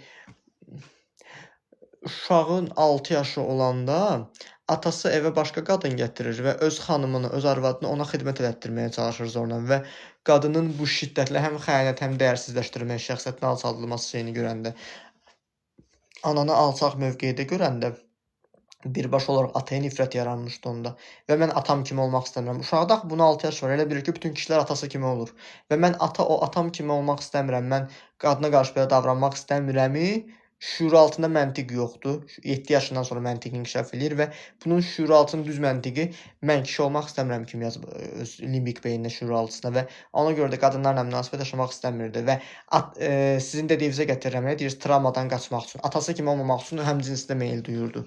Bu baxımdan elə ola bilər. Kompensasiya eləmiş ola bilər və yaxud da ki, uşaqlıqda atası tərəfindən yetəri qədər qorudulub böyüdülməyən uşaqlarda, oğlanlarda oğlanlara meyil əslində özlərini qoruyacaq bir kişi modeli axtarmaqlarıdır. Eyni ilə də xanımlarda da belədir. Yəni bir-birlərinə əvəz edir, təkcə oğlanlara spesifik deyil. Lavniya deyir, hə, düzdür. Hə, bayaqki sual deyir. Deyir, Güney deyir, şamandan ailəm qəbul etmir, deyir, onlardan gizli edirəm praktikalarımı, haqlısınız. Məncə də haqlısınız, məncə siz də haqlısınız. Düz, fərqli edin burada. Yəni, sizin şaman olduğunuzu, sizin ruhdan anlayışınızın olduğunu onlar qəbul olana bilmirlər. Çünki xəstə ruhlar var, uşaq yaşlı ruhlar var, orta yaşlı ruhlar var, müdrik ruhlar var. Və mənə müəllim demişdi ki, sənin özünün bioloji yaşın nə qədər cavan gənc olsa da, sənin özünün əslində ruhsal yaşın qoca kişi ilə bir bərabər bir şeydədir. Çünki insanın ruhsal reinkarnasiya deyirlər, yəni buna bənzər bir haldır. Və bu baxımdan da mənə həmişə valideynim belə deyirdi ki, sən də deyir, mən deyir, uşaqlıqdan deyir, həmişə fərqliyi deyir, hiss eləyirdim, amma deyir, nə olduğunu deyir, anlamırdım ki, digər uşaqlar kimi deyildim. Öz yaşıdlarımla çox ünsiyyət qurmağı çox sevmirdim. Çünki onların bəzi şeyləri mənə banal gəlirdi, slenq gəlirdi, deyə çox sevmirdim, amma və bu məndə bir yerdən sonra öz travmalarımdan onu tamamlayaraq özümü belə göstərdi. Və mən ondan sonra onun tam duyğularımı sağaldandan sonra, özüm təhsilimi alandan sonra baxdım ki, mən şey eləyirdim. Yəni əslində mənim istəyim budur, mənim özüm buyam. Onu qəbul eləmirlərsə, əslində mənim bir qohumum, tanışım var ki, mənim insanları sağaltdığıma inanmır. Yəni deyirəm ki, özü bilər, inanmır, inanmasın. Mənim özümün belə deyək də şeylər var ki, seans geri dönüşlərim var, özümdə bildiyim seans nəticələrim var. Yəni bu baxımdan o mənə çox zövq verirsə, kiminsə bunu anlamamağı mənə təsir eləmir, ailə də olsa və mən o insanı bir dəfəlik silə də bilərəm, əgər mənə çox ciddi müdaxilə eləyirsə. Digər tərəfdən də ki, əslində onun məni qəbul eləməməyində mən onun öz travmasını görürəm. Çünki mənim sağaltdığımı görürsə, mən ondan yaşlı xeyli balacayam, mənim sağaltdığımı görürsə və onun özündə travması var. Özünün getdiyi yolda doğru bir seçim yoxdur da. Yəni özü özünə zərər verir və mən sağalmaq mən sağala bilərəmmi, amma sağalmaq istəmirəmmi, qəbullanmaq istəmir. Bu baxımdan da alçatmağa çalışırlar. Yəni eyni ildə sizin də valideynləriniz də sizə onu elə yükləmiş ola bilərlər. Çünki bir dəfə mən müəllimdən soruşmuşdum ki, yaxşı mənim bəzi tanışlarım, nə bilim dostlarım belə elə deyirdim ki, onlar da bəs eyni ağrıları keçirdirlər də, bəs onlar nə vaxtsa mənim kimi, sənin kimi, mənim kimi bunun fərqinə varacaqlar ki, ruhlarının güclərinin deyir, yox, deyir, onun fərqinə varmayacaq. Yəni müdrik ruh bir yerdə öz müdrikliyinin fərqindəliyini yaşamaq üçün bir aydınlanma keçirir, proses keçirdir ki, həmin o insanların özləri uşaqlıqdan çox ağır travmalar yaşayırlar, xəstəliklərdən keçirlər, müəyyən proseslərdən, ağır depressiyalardan keçirlər ki, ta ki onu anlayana qədər. Çünki bizim ruhumuz o qədər çox müdrik olur ki, bizim bədənimiz ona uyum sağlaya bilmir. Və sən həmin ağrılardan keçəndən sonra təncərə qapaq kimi başlayır uyğunlaşmağa. Yəni təncərəni ruhumuz kimi anlasaq, qapağı belə deyək də onun ölçüsünə qədər gətirib çıxardırıq. Həmin ağrılardan keçə-keçə. Deyir, mən də gizlin eləyirəm texnikalarımı heç kim görməsin deyə meditasiyalar, manifestlərimi, rituallarımı. Məncə də ən yaxşısı odur. Deyir, mən də yoga gizli edirəm. Bəli, gizli yaxşıdır, mübahisə olur yoxsa. Əslində sən mübahisə olmağı səni narahat eləməsə, onu açıq-aşkar da eləyə bilərsən. Çünki nəzərə almaq lazımdır ki, heç birinin ailəsi, məsəl üçün mən öz ailəmi özümü terapevt kimi sıramıram heç vaxt ki, mən onların travmasını görmüşəm, bilirəm və ailədə belə bir nasmeşka olur ki, sən dünənə qədər bunu eləyən uşaq indi sən adam sağalda bilirsən kimi yanaşmasından başlayırlar şey eləməyə. Özləri bilərlər, haqlıdırlar da bir tərəfdən ki, onların ruhları aşağı olduğuna görə onların o elə düşünmələri normaldır. Və sadəcə özünü nəinki mənim sahədə, bir çox sahədə sən lap belə deyim, lap yuxarı bir vəzifənin sən bir belə deyim də fəaliyyət göstərən bir işçisi belə olsan, nənə baba gələcək, "Ada düş aşağıya, düş görüm nənəyə bir yer ver oturum." Yəni səni dəyərsizləşdirəcək. Sənin avtoritet gözündə görmürlər, sənin bacardığını görmək istəmirlər. Və bu baxımdan da onları nəyisə sübut eləməyə də çox doğru olmur. Sadəcə onları öz talih xəttinə buraxmaq lazımdır. Yəni getməz iş bizdən məşğul olun. Deyir, mənə dəyməyin, inan deyir, 100 yaşasın. Deyir, bu dəfə deyir, normal. Deyir, mən də deyir, eləyəm, istəmirəm, yoldaşım görsün, saat deyərlər ki, cadugərdir. Bu dəfə normal, sən də qorxutdu onları, nə mən ilişmə, yoxsa sizə cadu eləyərəm. Deyir, bu dəfə deyir, normal yoqanı edirdim. Üzr istəyirəm, səhv oxudum onu. Yoqanı edirdim. Mən də deyir, mama girdi otağa, bu dedi, sonra elə saldı məni başa salanda, deyir, səndə çatmır dedi. Əslində onu özünə eləməyə icazə vermir, ona görə bir tərəfdən səni həsəd aparır. Deyir, ay evet. Mənim məsəl üçün özümün göstərdiyim fəaliyyət şeyini göstərdiyim işimin fəaliyyətini şey eləmişdilər. Anlamırdılar evdə ki, mən nə işlə məşğul oluram. Evdə yaxın bir adam vardı, aldatmışdı onu ki, demişdi, sən hamı deyir, istədiyi adamın beyninə girir, istədiyi şeyi yükləyirəm. Yəni, ona inanmışdılar, qorxutmuşdular onları. Da gördüm, mənə baxanda bir qəribə baxırdılar.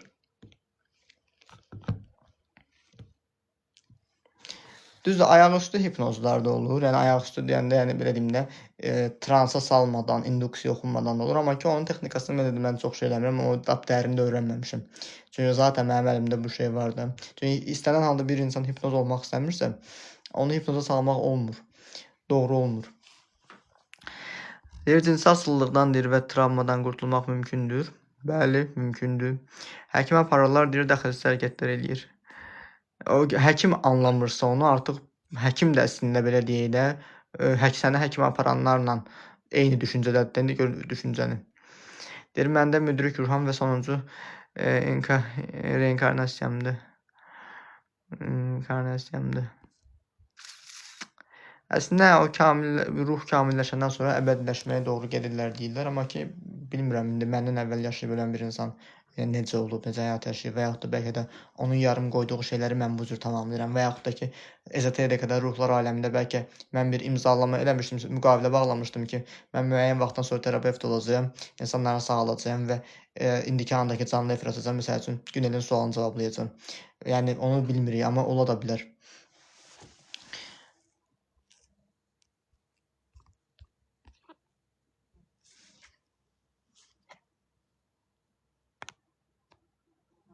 Dəqiqə.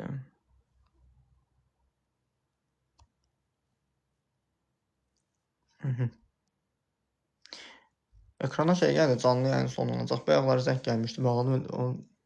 Yəni keçdi getdi indi.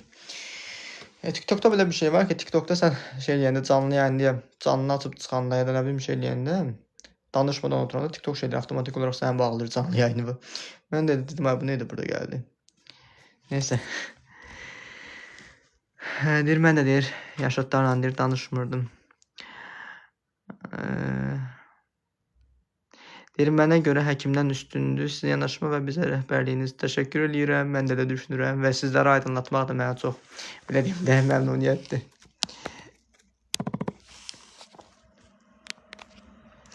Deyir, qohumunuzdursa və ya sizi ya özünə qoparır sizin nəsildən, yəni o nəsildən qoparsa daha yaxşı olar ki, mən zaten seansdan o nəslin negativ bağlarını qopartmışam özümdən.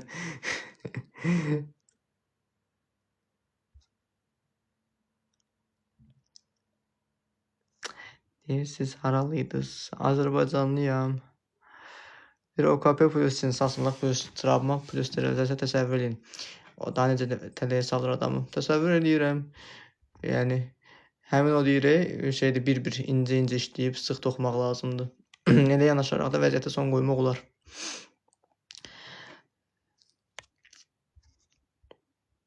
Və belə də bir şey var da, məsəl üçün bax, sən özün problemin elə olduğunu düşünə bilirsən, amma sən trans vəziyyətində, hipnoz anında problemin altında yatan səbəbi görəndə özün şok olursan bəzən. Məsəl üçün bax, xanım keçən səfər mənə müraciət eləmişdi ki, şeydir, məni heç kim anlamır, məni heç kim başa düşmür. Mənim ağlıma gəldi ki, əgər uşaqlıqda bunu heç kim başa düşməyib. Amma ağlıma gəlmədi bunun uşaqlıqda təcavüzü uğrayıb.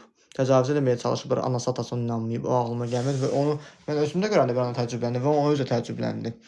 Yəni bu baxımdan da ki, hər kəsin bədən ritminə nəyə görə deyirəm, hər kəsə ekoloji yanaşmaq lazımdır, hər kəsə individual yanaşmaq lazımdır və hər kəsin bədən ritmi bir-birinə görə fərqlənir. Hər kəsin orqanizmi fərqlidir. Nəzərə almaq lazımdır ki, içdiyimiz dərmanlar, yediyimiz qidalar belə insan orqanizminə fərqli-fərqli təsir göstərir və bu baxımdan ruhsal vəziyyətdə də bu keçərlidir. Deyir, hayır, nerəsindəndiniz? O, niyə maraqlı gəlir ki sizə? Deyir, bir də deyim bunun problemin. Neyin problemini?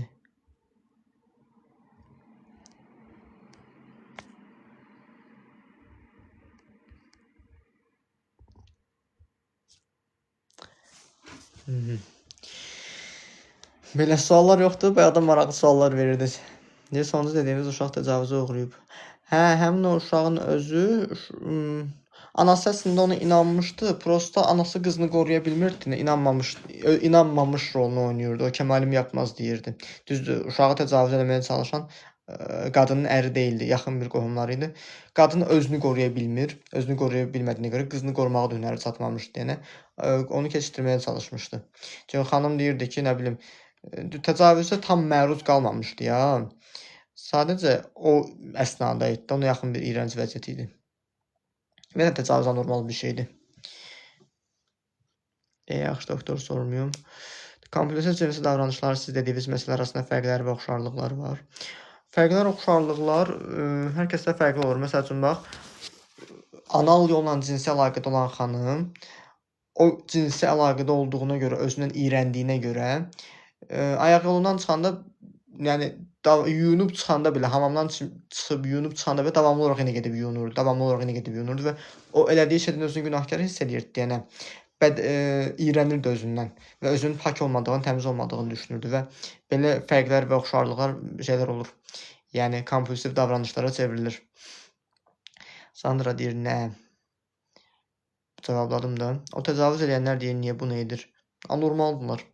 Birbaşa olaraq anormaldırlar. Yəni ki, belə deyək də, təcavüz edən insan birincisi ya özü uşaqlıqda təcavüzə məruz qalıb, yəni onun nifrətini qusmağa çalışır. Mənə niyə bunu eləyiblər deyir, onu özü eləməyə çalışır. Amma orada da iki məqam yaranır. Ya onu eləyiblərsə, adını siz deyin özdə. Onu özü də şey eləyibsə, ola bilər ki, qurban proqramına düşdüyünə görə şey olub, onu yaşayıb. Amma digər tərəfdən də belə bir şey deyə bilərəm ki, özünü kişi kimi sübut etməyə ehtiyacı olduğuna görə olur. Tutaq ki, məndən iraq və yaxud da kimdənsə iraq, sən təcavüzkarsan. Onu niyə eləməyə ehtiyac duyursan və ona ehtiyac duyduğun problemi və tutaq ki, mən beləyəm, ay doktor, məsələn, səndən doktor, mən beləyəm, amma bunu dəyişmək istəyirəm. Hə, o insana sağaltmaq olar. Amma ki, onun özündə problem kimi görmürsə və ya davamlı olaraq cəmaatı bədbəxt eləyirsə, kimlərsə gey eləyirsə, kimlərsə ümumiyyətlə cinsəllikdən iyrəndirirlərsə, artıq onun insanı belə deyil, nə bilim, mənə görə yaşamalı da deyil. Çünki bax, oğlan uşaqlarında o zorlanma faktorunda belə bir şey var ki, yəni kişinin cinsiyyət orqanı anal yolun içərisində orada bir toxumalar var və həmin o birinci təcavüz olunan anda çox ağrılı bir proses baş verir və sonra həmin o damarların sürtünməsində oğlanın cinsiyyət orqanına biraz həzzə çevrilir və o ağrı həzzə çevrilməyə başlayır. Və həmin o pedofil insanın qurbanı olan oğlan uşağı bir yerdən sonra qayıdıb qeyd ola bilər. Yəni o travmanın nəticəsində o vəziyyətə çevrilə bilər. Yəni bu baxımdan da təcavüz edənlər sözləri də bilmirlər tam olaraq nəyi eləyirlər. Huzur deyir, salam, necəsiz? Salam, yaxşıyam Huzur, sağ olasın, necəsiz? İstənilən halda təkcə bu oğlan faktorunda yox da, xanımlar da elədim. Xanımlar uşaqlıqda təcavüzə uğradıqları vaxtda özlərini günahkar hiss eləməklərinə səbəbləri o olur ki, mən o ağrıdan həzz aldım. Amma anlamalısan ki, zaten sənin həzz almağın bədənsəl reaksiyandır.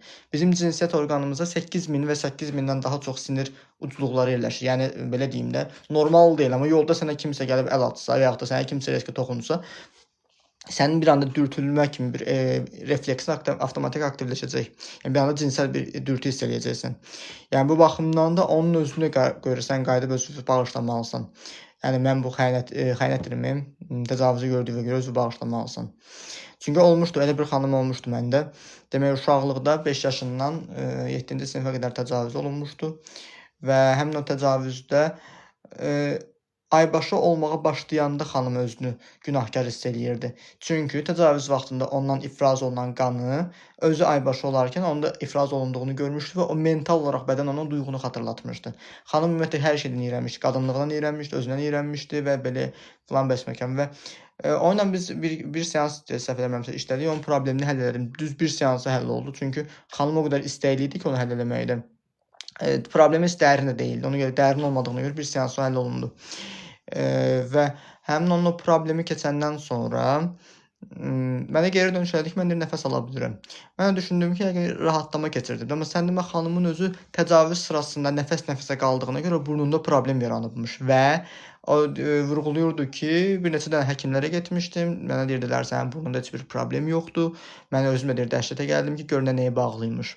Bu baxımdan da bütün bu şeylər zəncirvari olaraq bir-birinə bağlıdır. Ona görə də həmin o zəncirvari reaksiya üçün zəncirin kökünə qayıdıb baxmaq lazımdır ki, bunun dəmirə bağlıdır, nə bilim, məftillə bağlıdır, ipə bağlı, nəyə bağlıdır? Yəni məcburi kompulsiyanın özünün sosial mənası çox pis ola bilər, ona görə dedim. Sosial mənası bilmirəm, ola bilər. Təcavüz edən insan antisosial şəxsiyyət, narsist və cinsi travma almış insanlar olur. Doğrudur. Olar bir sual verim, olar. Böyüyəndə hansı problemə çevrilir qurbanda? Ya özü də təcavüzkar olur, ya özü də cəmiyyətdən qopmağa çalışır. Çünki bir bəy yazmış səhv eləmirəmsə ki, uşaqlıqda o şeyi yaşamışdım deyir. Sonra deyir, yenidən deyir, o şeyi təkrarladım. Özümü günahkar hiss edirəm. Hər dəfə deyir, mən məhəlləmizdə deyir, o adamı görəndə deyir, o deyir, mənə gülə-gülə baxır, deyir, mən özümdən deyir, utanıram. Amma qayıdıb sən anlasan ki, uşaqlıqda sən onu yaşamağın sənin özünün seçimin olmayıb. O prosesi sən ümumiyyətlə başa düşməmisən, nə olduğunu anlamamısan. Özü bağışlasın, o problemi keçib gedəcək. Yəni belə deyim də, onu eləyən insandan utanmaq belə doğru deyil ki, onu eləyən insan şəxsiyyətdir ki, bəyəm. Söhbət ondan gedir. Laviniya deyir, oyda.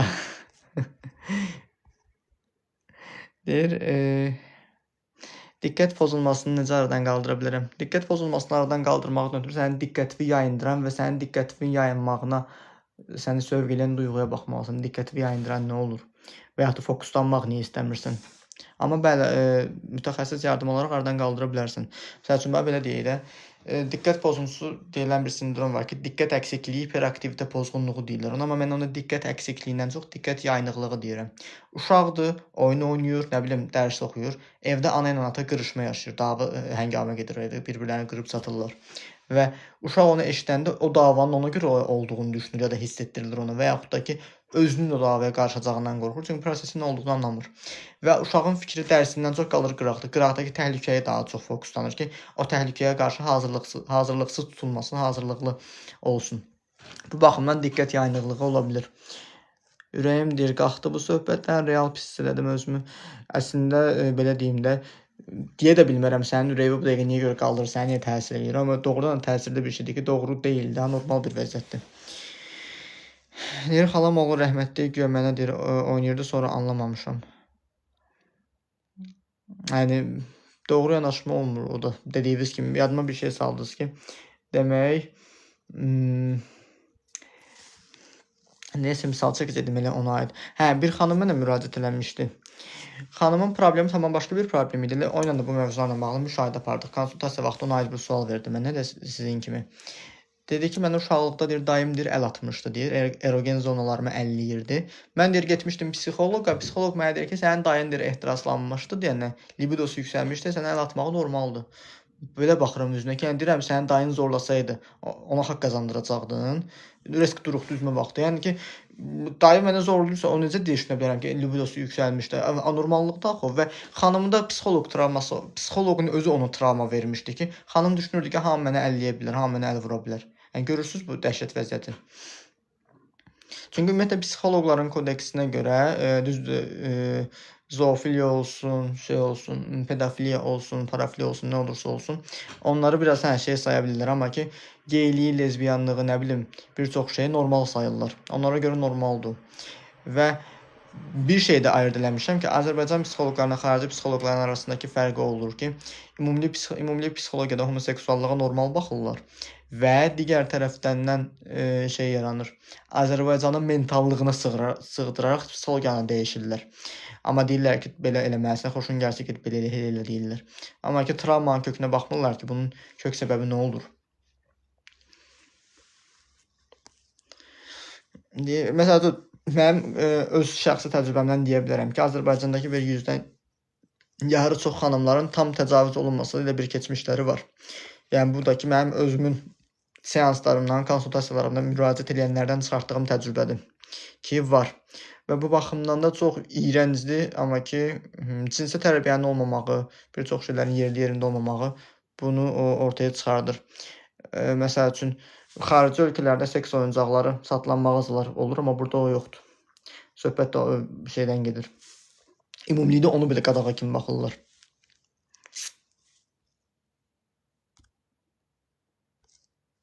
Deyir, bəlkə necə?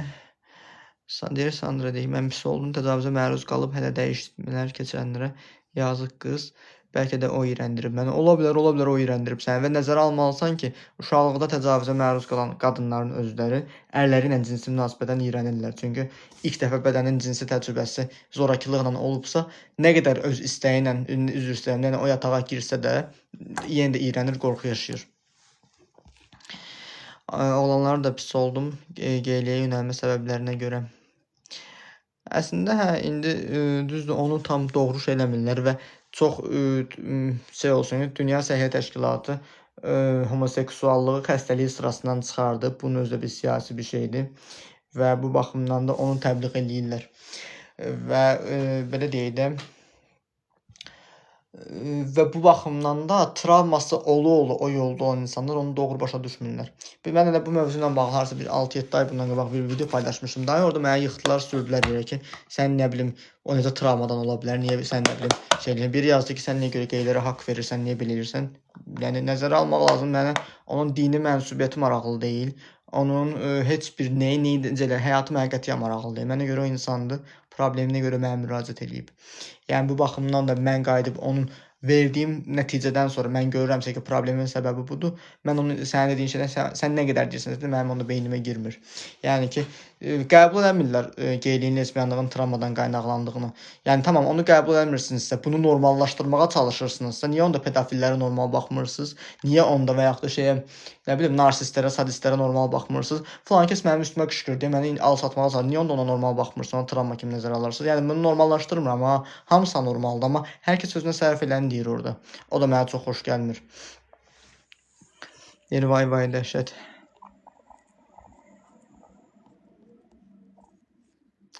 Günel deyir, deyir səhvən oldu. Salam canım. Sən mənim canım niyə yazmısan? Anlamadım. Bu nədir burada? Yeri qızqırtdı. Üzr istəyirəm. Sualları yuxarıda eləyirdim deyənəm. Görməmişim onu. Deyir səssiz atım. Bayaq görmədim amma yuxarıdakı sualları oxudum. Birdən-birə baxdım. Ki burada nəsə gördüm, suallar gəlir davamlı. Elə normal sual gəlir. Deyir, oğlum oğlan olmağı haqqında gündə sual verir. Nə kimi suallar verir? Amma vəziyyətə çox ciddi yanaşın, amma çox baskı eləmədən yanaşın. İstənilən halda yəni sizin yəni anlamaq istəyir ki, kişi qadın fərqliliyini. Sadəcə ona normal şəkildə hər bir şeyi izah eləyin. Əgər siz doğru şəkildə izah eləməyə belə deyim də, bacarmırsınızsa, bir uşaq psixoloquna yönləndirə bilərsiniz ki, onu doğru izah eləsinlər. Məsəl üçün bax, bir qadın var idi ki, uşağı məktəbdə pornoqrafiya videosuna baxmışdı digər sinif yoldaşları ilə. 1-ci, 2-ci sinifin uşaqları. Və uşaq qayıdıb deyirdi ki, mən nə bilim, orada nə bilim, birinin cinsiyyət orqanını belə gördüm, belə idi, belə idi. Ana qayıdıb deyib ki, deyir, onu süni intellektlə deyir, böyüdüblər. Nə qədər anormal izah eləməkdir o. Yəni, o uşağın özünün sabahsı gün cinsi orqanda inkişaf gedəndə elə bir qorxu yaşayacaq ki, nə bilim, mənə robotlaşdırıblar, nə belə eləyib. Yəni, boş bir məqamdır ki, sadəcə nəyə görə onu vurğulamağa çalışıram. Yəni, bilib-bilmədən, yəni, tam anlayışınız yoxsa, tam özünüz izah edə bilirsinizsə, tamam, okey. Normal izah edin, sadəcə baskı eləmədən. Çünki uşaqlara bəzi o şeyləri baskı eləyəndə bir mənfi bir şeydən yaranır. Maraq da yarana bilir, bir boş bir şey də çıxa bilir ortaya. Və onun o sualı niyə görə verdiyinin səbəbinə baxsaq, onu dəyişmək də çox rahat olacaq sizə.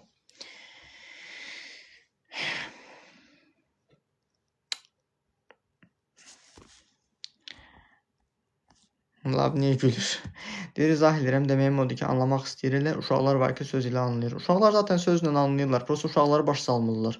Uşaqları ancaq şiddətlə qışqırırlarsa, niyə belə elədin, niyə elə elədin? Uşaq anlamaq istəyirdisə belə, uşaq qorxusundan anlamaq belə istəmir. Özünü vəziyyətdən xilas etməyə qaçır.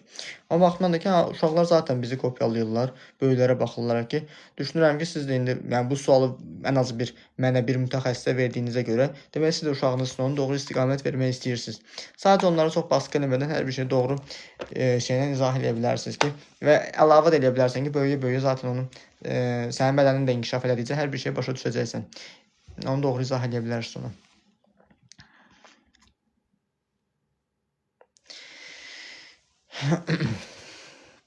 Deyir, planlarım deyir pozulsa da, günüm deyir tam sıradan çıxır, elastiklik niyə çətindir? Planlarım pozulsa günüm sıradan çıxır. Nəyi nəzərdə tutursunuz ki? Planlarım pozuldu. Tutaq ki, seansım olacaqdı, seansa qoşulmadı pasiyent. Heç vaxtım dəyişəcək, sabahsı gün qoşulacaq, mən də başqa işimi görəcəyim. Mən niyə görə oturub eləməm? Mənim həyatım təkcə ondan asılıdır.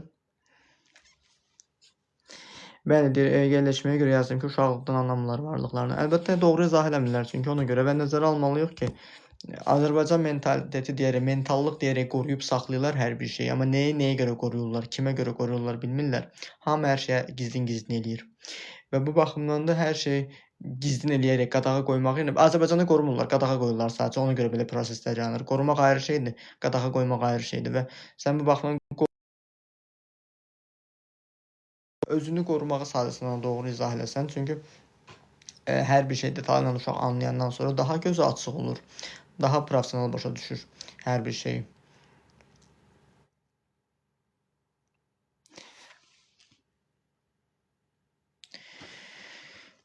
Deyir, qonaqlıqdan deyir, sonra yorğun oluram, sosial enerji niyə tez tükənir? Qonaqlıqdan sonra yorğun olmağın o qonaqlığa getməyi sənin özünün istəyindən idi, yoxsa getdiyin qonaq qohumlar idi, məcbur getmirsən? Hansısa bir qohum yığıncağı olanda mən getmirəm. Yəni, əgər məsəl üçün istəmirəmsə getmirəm. Məsəl üçün baxıram ki, mənim yanaşmalarımla, düşüncə tərzinlə, onların güldükləri şeylər, onların anladıqları şeylər, onların danışdığı mövzular mənə maraqlı gəlmirsə, mən getmirəm. Və mən belə deyim də, orada getməyə bir mənfəətim varsa, hə, gedirəm. Və siz də baxın, mənfəətiniz yoxsa getməyin. Deyir və bu qadağanın da səbəbini izah etmirlər. Hə, onu da dövlət sirri kimi qoruyurlar. Deyirlər ki, şiş eləyirlər orada. O da ki, sən də şiş eləmək istəmirsən, baxmaq istəyirsən ki, niyə bizi sustururlar? Orada yaranır Arab saçı. Deyir, yaxşı eləyirsən.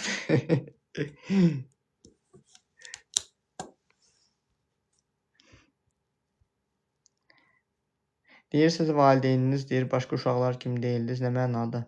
Başqa uşaqlar kimi deyildim, bilirsən nə mənada? Yəni başqa uşaqlar kimi belə deyim də, hər bir şeyə özümü tapmağa daha çox çalışırdım. Öz fərqindəliyimi, uşaqlıqda məsəl üçün mən özüm tək olanda belə özümü əyləndirməyi bacarmışam. Özümü əyləndirirdim, özümlə oynayırdım və anam bir dəfə rəfiqəsilə danışır telefonda deyirdi ki, evdə deyir başqa bir uşaqlar var deyir. Anam da deyir yox deyir, anam deyir evdə tək özü ilə deyir oynayır. Yəni mən özümü xoşbəxt eləməyi bacarırdım. Özümü xoşbəxt eləməyi bacarıram və o anda heç kimə ehtiyac duymurdum. Və mən baxırdım bir yerdən sonra ki, mən özümü sevməyimi, özümə dəyər verməyimi, özümü xoşbəxt eləməyimi, mənim öz yaşıdlarım mənə qəribə baxırlar. Baxdıqlarını görürəm və anlayırdım ki, düzdür, tam o anda anlamırdım. Bir yerdən sonra anladım ki, onlar mənim kimi özlərini xoşbəxt eləməyə bacarmırdılar. Yəni məndəki pozitiv enerji onlara qəribə gəlirdi ki, bu adam bunu necə eləyə bilər? Və onların mənə qəribə baxışları artıq mən bildim ki, doğru yerdə deyiləm. O baxımdan hə, o seçim, o şey deyirdim.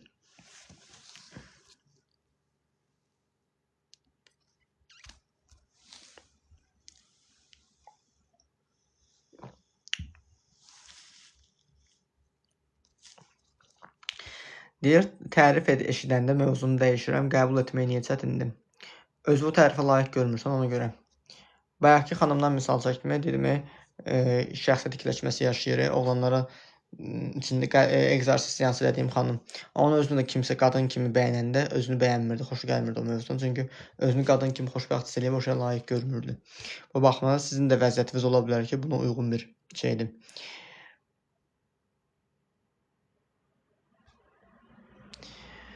Deyir, hər şey qaydasında olanda nəsə axtarıram, rahatlıq niyə mənə batır? Bilmirəm. Özünüzdən soruşun, yəni siz niyə görə problem həll eləməyə daha çox sürüklənirsiniz? Çünki sənə əgər çox problem yüklü bilərsən, ancaq problemlə üzləşməlisən, yüklü bilərsən, rahatlığı sənə batmağı olur ki, rahatlığı özünə layiq görmürsən. Ən azı özü bir fincan, nə bilim, kofe, çay süzüb özünə dincəlməyə icazə vermirsən. O baxımdan da sənə mən ancaq problem həll eləməliyəm deyə düşünürsən. Bir xanımın problemi şey idi ki, deyirdi ki, mən də şəhərə çıxıram, məsəl üçün mən gedib şəhərə çıxıb özüm üçün bir kinoya gedə bilmərəm, bir restoranda oturub yemək yeyə bilmərəm, bir kofe shopda oturub kofe belə içə bilmərəm deyir. Mən də baxıram ona danışır. Deyir ancaq məsələn bank işim olanda, banka pul ödəməyə gedəndə, nə bilim, nəsə almağa gedəndə, nə vacib bir şeyində gedirəm. Baxdım ki, xanım əslində özünə dəyər vermədiyinə görə mən onsuz da o qədər də önəmli bir insan deyiləm ki, gedim özüm üçün oturum bir şey eləyim deyə fikrində idi, duyğusunda olduğuna görə belə deyək də şey idi. Özünlə baş-başa qala bilmirdi. Necə özünüzü xoşbəxt edə bilirdiniz uşaqlıqdan? Yəni ruhumdan gələn bir duyğu idi, yəni bacarırdım bir şəkildə. Yəni bu baxımdan da şey idi. Sadəcə mən özümü bir yerə qədər xoşbəxt eləyə bilirdim. Sonra travmalarım mənə özümün doğum haqqı olan xoşbəxt enerjimi unutdurmuşdu mənə.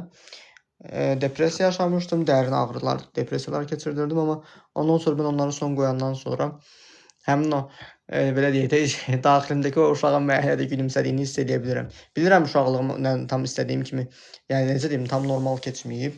Yəni xoşbəxtlik barədə, amma ki necə xoşbəxtlik barədə bir yerdən sonra yaşadığım depressiyanı nəzərdə tuturam. Amma o depressiyanı yaşamamış kimi hiss edirəm özümü.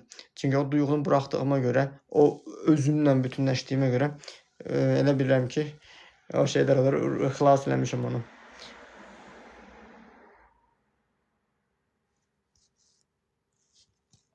Yəni nədən gedirsə? Əvvəl məsələn uşaqlığımı xatırlayan çox kövrəlirdim, indi yox.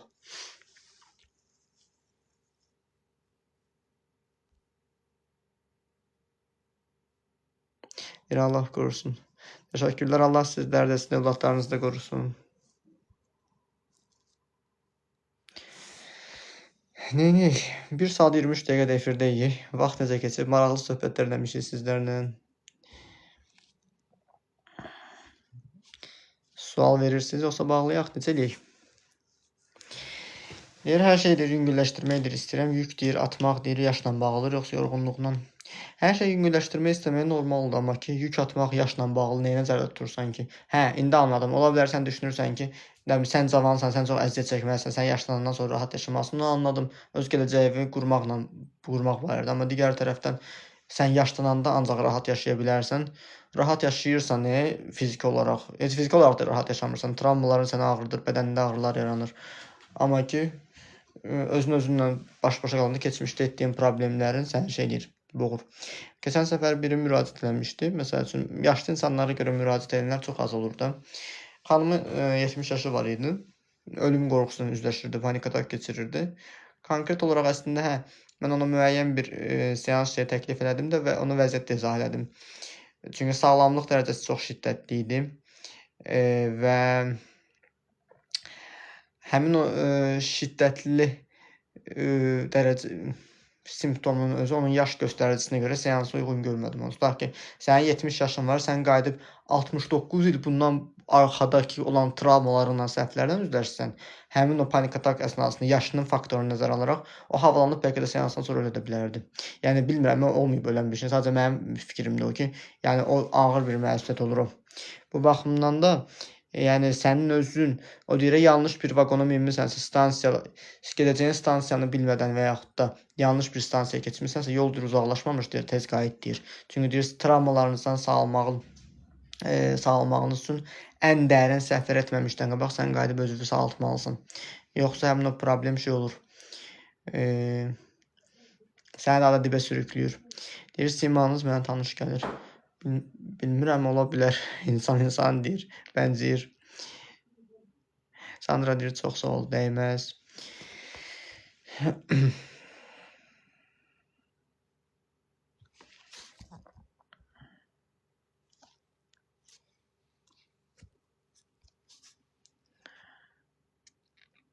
Deyir, bəzən niyə davam edirəm deyə soruşuram. Öz məqsədlərimi bilməmişlikdən irəli gələ bilər bu. Sualınıza zaten özünüz cavab vermişsiniz. Yəni öz məqsədimi bilməmişlikdən öz məqsədini bilirsən əslində. Prosta öz məqsədini həyata keçirtmirsən yəqin ki. Məqsədini bilirsən, amma komfort zonandan çıxmaqdan qorxursan. Cavab budur. Problem budur daha doğrusu. Cavabım budur sadəcə.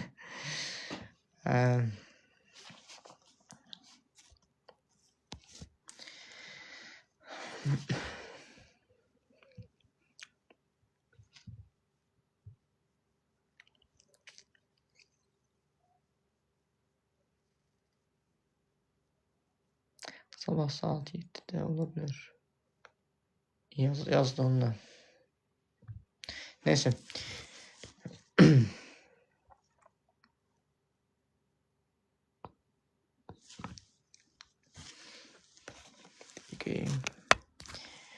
Deyir, bəzən deyir, özümü deyir, başqalarına deyir, bağlanmaq istəyən, itirmək arasında hiss edirəm. Bu ikililiyə son qoymaq olar. Başqalarına bağlanmaq istəyən, itirmək arasında hiss eləmək, başqalarına bağlanmaq istəyi, bəlkə sən özünü qorumaq, səni qorusunlar deyə gözləyirsən, özünün məsuliyyətini səni qorxudur, özünü qoruya bilmirsən deyə, özünü qoruyacaq bir yer axtarırsan, insan axtarırsan, ola bilər. Amma ki, itirmək arasında dediyi şey, itirmək qorxusu nədir? Bəlkə də sizi qoruyan bir insanı itirmişsiniz, yenidən itirməkdən qorxursunuz, bu da ola bilər. Deyirsiniz, yaşayaraq öyrənmişsiniz. Əslində, bir çox, belə deyim də, mənə görə mütəxəssisin özü yaşayaraq öyrənir. Çünki zaten mənim özüm müəyyən travmalardan keçəndən sonra, o ruh fərqindəliyini yaşayandan sonra, ondan sonra sağalandan sonra tam özündən öyrənə bilirsən. Mən psixologiyanı aldığım təhsildən çox öz yaşantılarımdan öyrənmişəm, düz deyirsiniz. Çünki belə deyək də, mən əgər özümdə bu halı keçirdirəmsə, o qədər olub ki, pasiyentin travması mənim travmama bənzəyən bir şey olub. Çünki müəllimimiz bizə həmişə deyirdi ki, ilk vaxtlar sizin öz travmanızı göstərən insanlar sizin qarşınıza çıxacaq. Və o qədər olub ki, baxmışam, mən də bu şeyi yaşamışam və baxıram ki, artıq mənə təsir eləmir. Elə bir ki, başqa birisinin problemi kimi dinləyə bilirəm, amma sonradan bir ana mənə çatır ki, mən də falan vaxt falan şey yaşamışam. Və həmin o şey, və yəni biz öz şüuraltımızın necə işlədiyini öyrənsək, bunun digər insanlarda da elə olduğunu zaten başa düşə biləcəyik. Mənim bir yaxın tanış bir adamım var, mənə deyir ki, mən insanların beynini oxuyam. O bilir mən hansı işlə məşğulam. Mənə deyir, mən də deyir, insanların beynini oxuya bilirəm. Deyir, sənin kimi, estağfurullah, indi gəl buna cavab ver. İnsanların beynini oxursun, bəs onu mənim beynimi oxudu, mənə cavab verə bilərsən. Mən də buna bir yersiz bir sual verdim. Deyir, yox, deyir, elə oxuya bilmirəm. Mən əslində bilirəm axının səbəbini. Səbəbini açmağa çalışım, özü doğru tapa bilmədi. Yəni ki, belə deyək də, o özünün həyatda aldığı təcrübələrindən, tutaq ki, sən ilk dəfə maşın sürməyə başlamısan, maşın sürməyi bilməyən adam ilk dəfə necə sürür, bilmir hara basacağını. Sən də ilk dəfə təcrübəsiz bir insanın hansı reaksiyonu verəcəyini bilirsən və deyirsən ki, mən insanların beynini oxuya bilirəm. Ona qalsa, mən də onda özümü falç kimi təqdim edərdim ki, mən keçmişdə belə, sənin danışdığın sözdən, dediyim, vurğuladığın şeydən mən keçmişdə təxmin edə bilərəm. gələcəkdə də yaşadığın duyğu nə yaşaya bilərsən deyə bilərəm. Amma nə qədər doğru olar? Prosta o problem də yox. O öz beynindəki vəziyyəti doğru başa düşmürdü. Elə bilirdi ki, insanların beynini oxumağıdır. Ona niyə görə mövzunu misal çəkdim? Sizin dediyinizə misal çəkərək. Yəni yaşayaraq öyrənmək.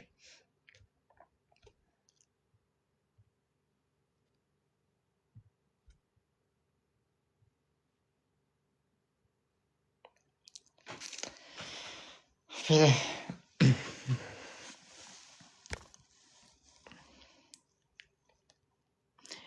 İnsanlar deyir güləndə içində deyir sıxılma olur.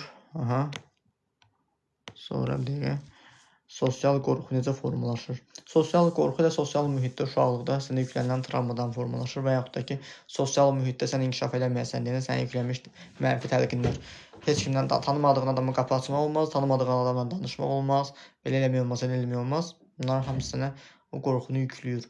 Bəs sual verə bilərsiniz ki, yaxşı tanımadığın uşaq bəyəm uşaq qapını açmalıdır? Demirəm, uşaq qapını açmalıdır, amma onu qorxu olaraq yükləməli deyilsin axı. Tanımadığın adam gələr sənə belə eləyər, belə eləyər. Yəni tanımadığın adam zaten istənilən halda tanımadığımız insanlarla biz ünsiyyətdə oluruq və tanımadığımız insanları biz barədə görürük. Onda Sovet dövrünün zaten proqramı o idi ki, insan insandan qorxurdu, insan insandan qaçırdı və o Sovet dövrü yaxşı idi deyən insanların özləri belə indiki dövrdə rahat Azərbaycan müstəqil ölkədir. Azərbaycan müstəqilləşib. O müstəqilliyi ayaq uydura bilmirlər. Qayıdıb qul olmaq istəyirlər təzədən. Qorxub qaçıb gizlənmək istəyirlər. Özlərini çünki ifadə etməyə bacarmırlar. Və bu baxımdan da həmin o özlərini ifadə etməyə bacarmamaqları sosial fobiya kimi qələmə verilir və bunu qəbullamırlar. Deyirlər ki, Sovet dövrü yaxşı idi. Nəyə yaxşı idi? Sovet dövrünün verdiyi travmadır o sənə. Yəni biz belə deyim də ölkə olaraq o Sovet dövründən çıxıb müstəqilləşsək də, bəziləri mental olaraq o Sovet dövründən çıxmayıblar. O müstəqilliyi şüuraltısına icazə vermədiklərinə görə o problemləri yaşayırlar.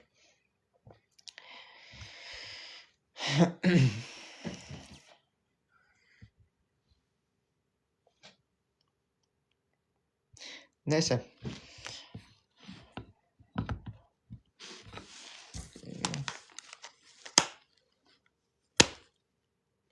Canlı efiri sonlandıraq bəlkə də. Növbəti efirdə inşallah görüşərik. Xoş oldu mənə də. Hələlik.